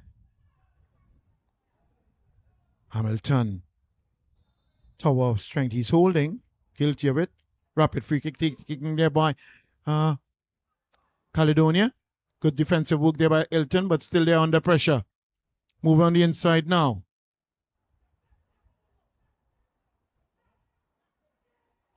Manswell in possession still. It's Caledonia AIA pressing, looking for that opening item. Nothing to show thus far. Onto the far side, Caledonia decides to play it out of the danger zone. Coming back with it with a counter attack. Further upfield. Bruno gets it over, but over and over too high.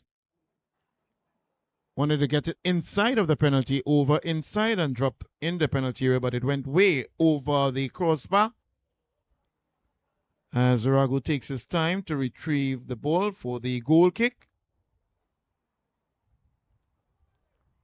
Action continues right here at the Atto Bolden Stadium. Game number 10 in the Ttpfl Tier 1. 1st of November 2025. 3 double headers already last night at the La Hoqueta Recreation Ground in La Hoqueta. Now we at the Atto Bolden Stadium and expected to have a double header at most likely Mahika Sporting Complex tomorrow, God's willing. Ball goes out of play.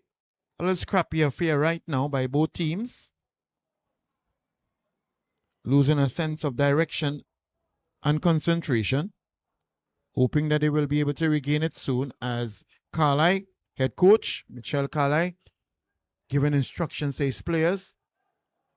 Trying to see if they can at least open up with having to score the first goal. Moving now. They're on the counter attack with some time and space. Caledonia AIA moves on the inside and takes a shot. A weak one it is. Should have done better than that. Really great football by them there, but not the end product. Did not reflect the quality work that they did. in the build-up, and it certainly was another one big. Went a big in there by Caledonia AIA, nothing to show thus far. Oh, does well, but losing possession. It's now counter-attack here by Club Sando. And the flag goes up. Yes, from this position, clearly seen that he was in an offside position. That's Real Gill. Penalized this time for interfering with play on the far side.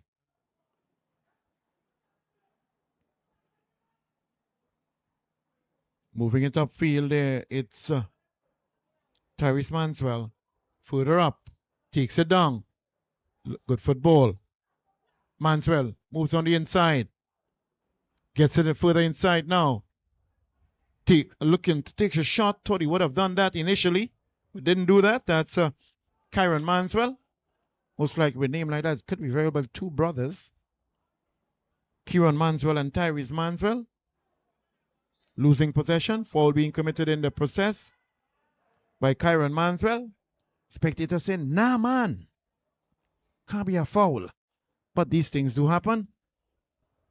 As it's been attended to there. Quick one taken there by Club Sando. Elton to Henry.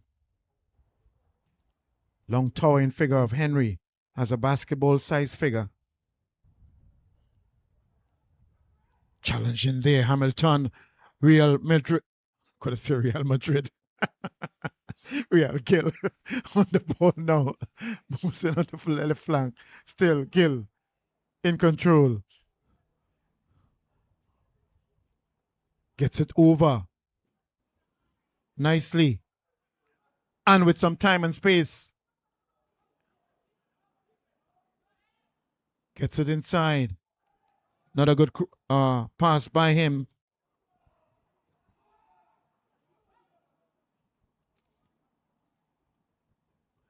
And Diaz or Ragu moving towards that penalty area.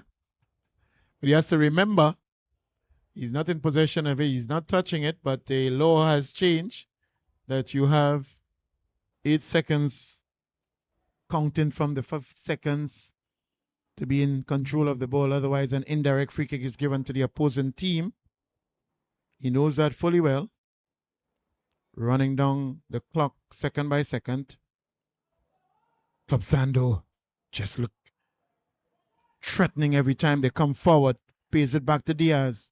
Diaz has literally, unlike the first half, spending a lot more time in his penalty area. In the first half, he was coming out of the penalty area a lot, putting a strong challenge there, and the ball going out of play as a throw-in to be taken very quickly there by Manswell. As Cox, the fourth official, indicating exactly where it's supposed to be taken. One of the responsibility of the fourth official.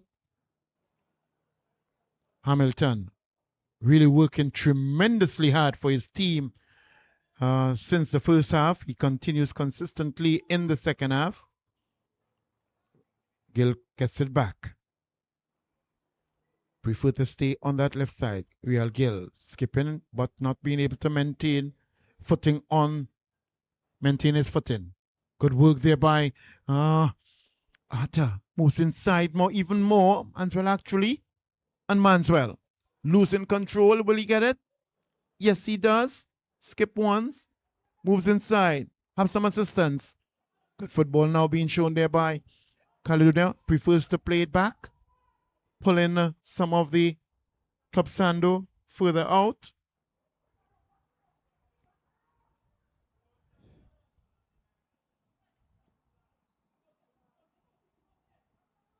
Onto the far side now. It's another attack there by Caledonia. Nothing to show thus far. And with some space and time, will he take a shot? No, sure he didn't up to do such as Shali's the referee. Shali's Hood indicate foul committed just outside of the penalty area. Flirting with danger. Could have easily been a penalty if he had committed that inside of the penalty area. And it is in a Tristan position. Can do some serious damage there. Put the goalkeeper at work if you know how to bend that ball around the wall as Charlize gives the 9.5 meter for the free kick to be taken. As it looks as though Manswell is lining up behind that one. Tyrese Manswell. And we also have Javon Williams. Which one of the two of them will go for it is left to be seen. Knowing the art of kicking that ball, you can certainly put Diaz or Ragu under pressure. Shot taken, just marginally over the crossbar. How close can we get? Very good attempt there at goal, but nothing to show thus far for Caledonia AIA, as we are just around the 85th minute. Oh, sorry, not 85th, but 35th minute of which will put us in a position of the 80th minute of this match. As Ragu from the goalie's kick out over the half line, head goes up. Challenging is Hamilton. This man player is very strong. He knows how to screen the ball. He's being fouled in the process. Power and strength of a player. Hamilton wearing that captain armband for Club Sando. No wonder he has the captain armband. He's leading from in front with his performance. As we're going to see a triple substitution by Club Sando using the windows to do their substitution.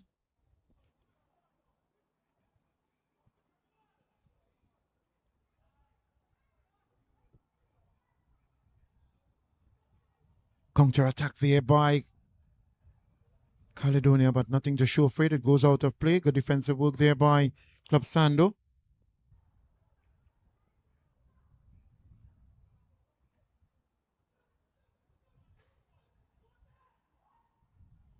So lining up very soon will be number 6, 27, and 29 coming on to replace 3 players on the field of play. Real Gale now moving on the inside.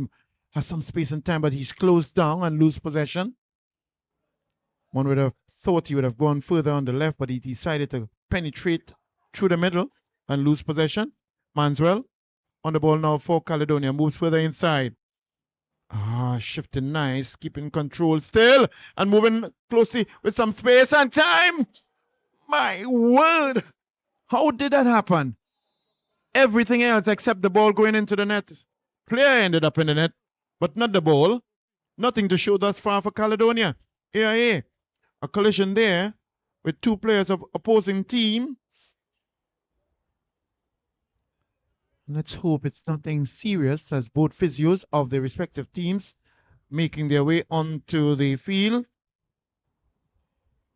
to provide that much needed treatment. And the physios of the person of Laurel Romaine for Caledonia. She was heavily busy last week with that game against Prison FC. Didn't see her much on the field this time, but Michael Taylor, physio for Club Sando, has been very regular on the field. Some players in the interim period taking that much needed time to get some instructions from the coach Carly Mitchell and hydrating themselves with the H2O, as we're going to have the official window of the substitution 9 for 6.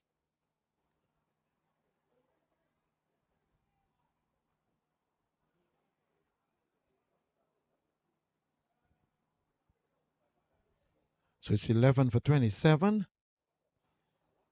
9 for 6. We missed that one. So leaving the field of play, it's number 9. Tyreek Lee, he's been replaced by number 6, Omari Baird. Number 27 or number 11, Luke Phillips, and he has been replaced by number 27, Giovanni Elliott. And entering the field of play is number 29, Nathan Kwashi. Substitution took place for. Didn't get note of the one leaving the field of play for that one, but a free kick or goal kick now by. Goes out of play. That was taken there by Ragu for Club Sando. They lead this one now 2-0. Goal scored by Elton John in the 23rd minute and then by Kieran Cornwall in the 53rd minute. Nothing to show thus far, although they had opportunities. That's Caledonia have wasted some chances they had. As marginal as they were, there were chances. Oh, good football by Manswell. Leave 1, leave 2, and leave 3. Oh, good position. Oh, my. This guy is dangerous. Has some really deft dribbling skills. Manswell coming on as a substitute and really putting the players under pressure. Henry being issued a yellow card in the process.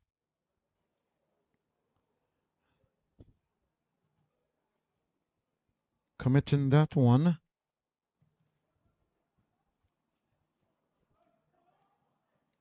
Just around the 85th minute. As a free kick is going to be taken. And lining up behind it for Caledonia AIA from instructions from Carly Mitchell, the head coach.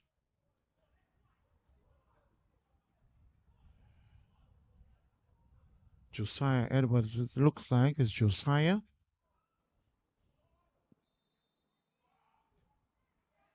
Inside, the head goes up. Will a shot be taken? Already losing possession it is. He has done so. Oh, has regained possession quite well. Real Gill now. Hesitated a bit. Good football there by Real Gill. Piercing it across the penalty area by Giovanni Elliott. The late substitution for Club Sando. And no one of his teammates in near sight to take advantage of that crucial ball crossing, going across the penalty area. But good football there by Real Gill, piercing the defense and bringing Elliott into the mix. A counter-attack there now by Caledonia. Still with some time and space. Takes a shot. Good shot it is. Really looked initially well from the beginning, but then eventually gradually raised and got over the bar. But the intention was quite a good one with that left-footed shot there. Have nothing to show us yet on the score line.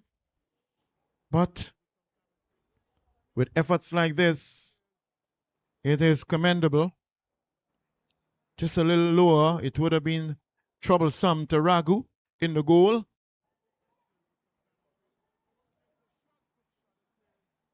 Left-footed shot there, spanking it with venom. Bruno Rodriguez de Silva really was in tremendous form last week against Prisons Service, although they fell short in that game and lost that 1-3-2. He's a tower and torturing image and impacted well in that game. Wasn't as dominant as he was in that game in this one, but really powerful and potent shot, just a bit over the bar. As we now resume with a goal kick to be taken by Ragu, goalkeeper for Club Sando.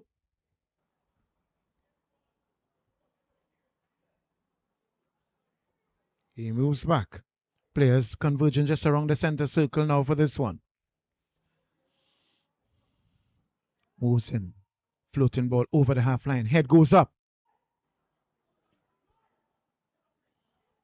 Plays it back. Oh, both players from the both teams not communicating too well. That's Club Sando. Hamilton. Real Gill. Coming in quickly. Club Sando. Playing long one across to Elliott. Takes it down nicely. Plays in. But not.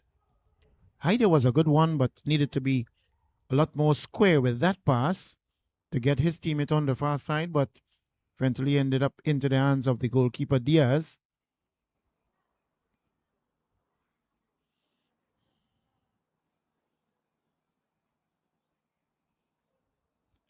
As time is now being given to the fourth official, Jordan Cox.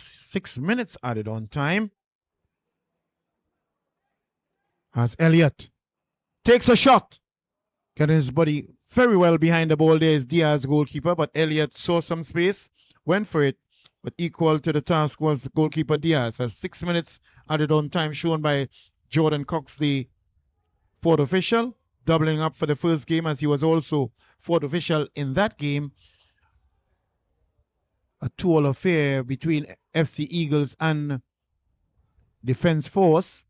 Shot taken. Good defensive work thus far, but they're under pressure and headed it out. As Ragu congratulates his defenders for putting on a great work there to assist him to keep his scoreline clean thus far, with a corner to be taken on the northwestern side, or northeastern side to be precise. Moving across there, it seems as though it looks like Manswell takes a quick one.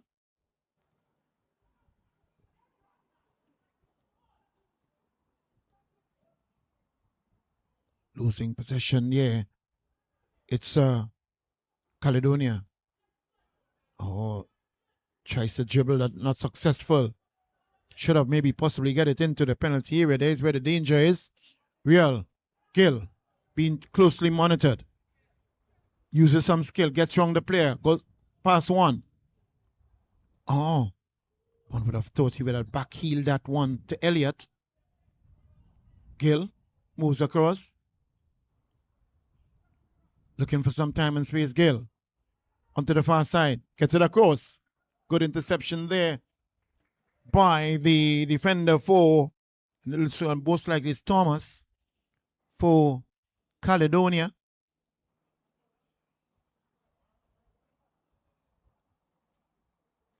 As a necessary stretch is taking place there by the right back for Caledonia, or for Club Sando on the far side. As he's going to take this one now, get some assistance from the Caledonia in retrieving the ball.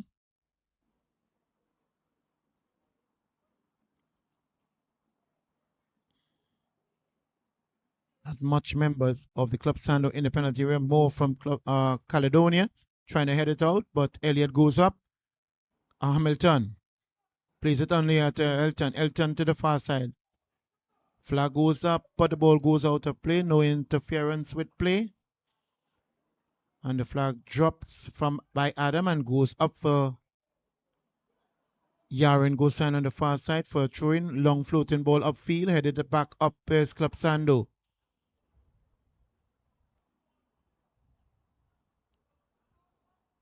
Flag goes up now on the far side.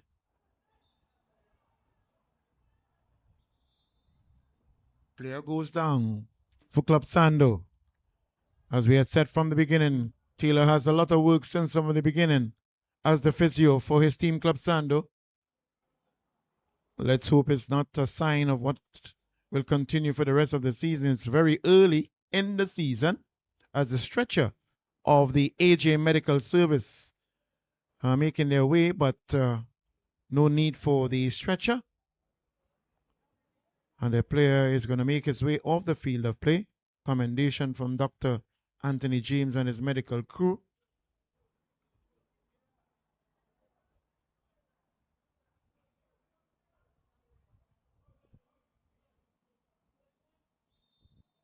Off the field of play now. It's a quick kick taken there by Caledonia. Jabari puts in a timely interception there. Blocks it neatly. Real putting the defender under pressure. Goes out of... No, it's still in play actually. Manswell losing possession. Upfield now. Caledonia screening well. Losing possession, however, Elliott. Hamilton plays it inside, losing possession, trying to bring Elliott in the mix, but not doing so well with that one. Angus looking animated as he has given instructions, annoyed with his players not following his instructions as they should.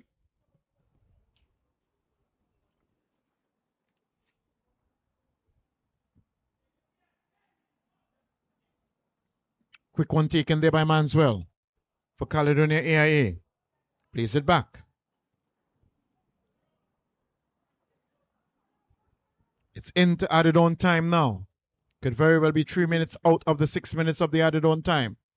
Losing footing there on the far side. Club Sando. Sometimes I wonder with maybe the mist or the dew on the grass causing some slippage by the players. Pursuing it. Goes out of play.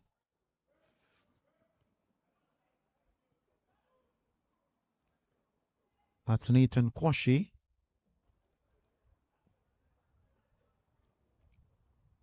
Gets it upfield with that throw in. Intercepted quite nicely there is Caledonia. But losing possession is Hamilton. Caledonia. Manswell, not successful this time around. Trying to clear it upfield, but no one in particular was Nathan Kwashi. As that's the whistle of the referee, Charlie's Hood, bringing an end to this, the second match of the doubleheader here at the Atto Boldon Stadium. At the very end, a 2-0 victory by Club Sando over the Caledonia AIA. Goal scored by Elton John in the 23rd minute, and then in the 53rd minute by Kieran Cornwell. That's just about maybe 5 players receiving yellow cards.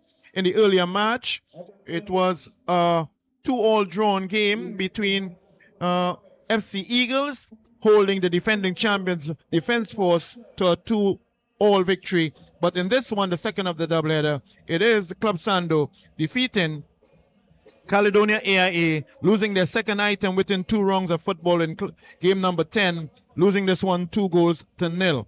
This brings an end to our affair here at the Atto Boldon Stadium. Thank you very much for being part of this noble and significant event, the Trinidad and Tobago Football Premier League Tier 1 Division. Streaming this one live for your enjoyment was Wave TV, tt.com, led by the man Ian Wason. I am Miriri Louis Gonzalez. A pleasure being here to do the match commentary for you. We are thanking you very much for being here to give that much needed support. Looking for your continued support to the rest of the remaining games in this, the 2025-2026 season of the Ttpfl Tier 1. Stay safe, remain blessed. Thank you.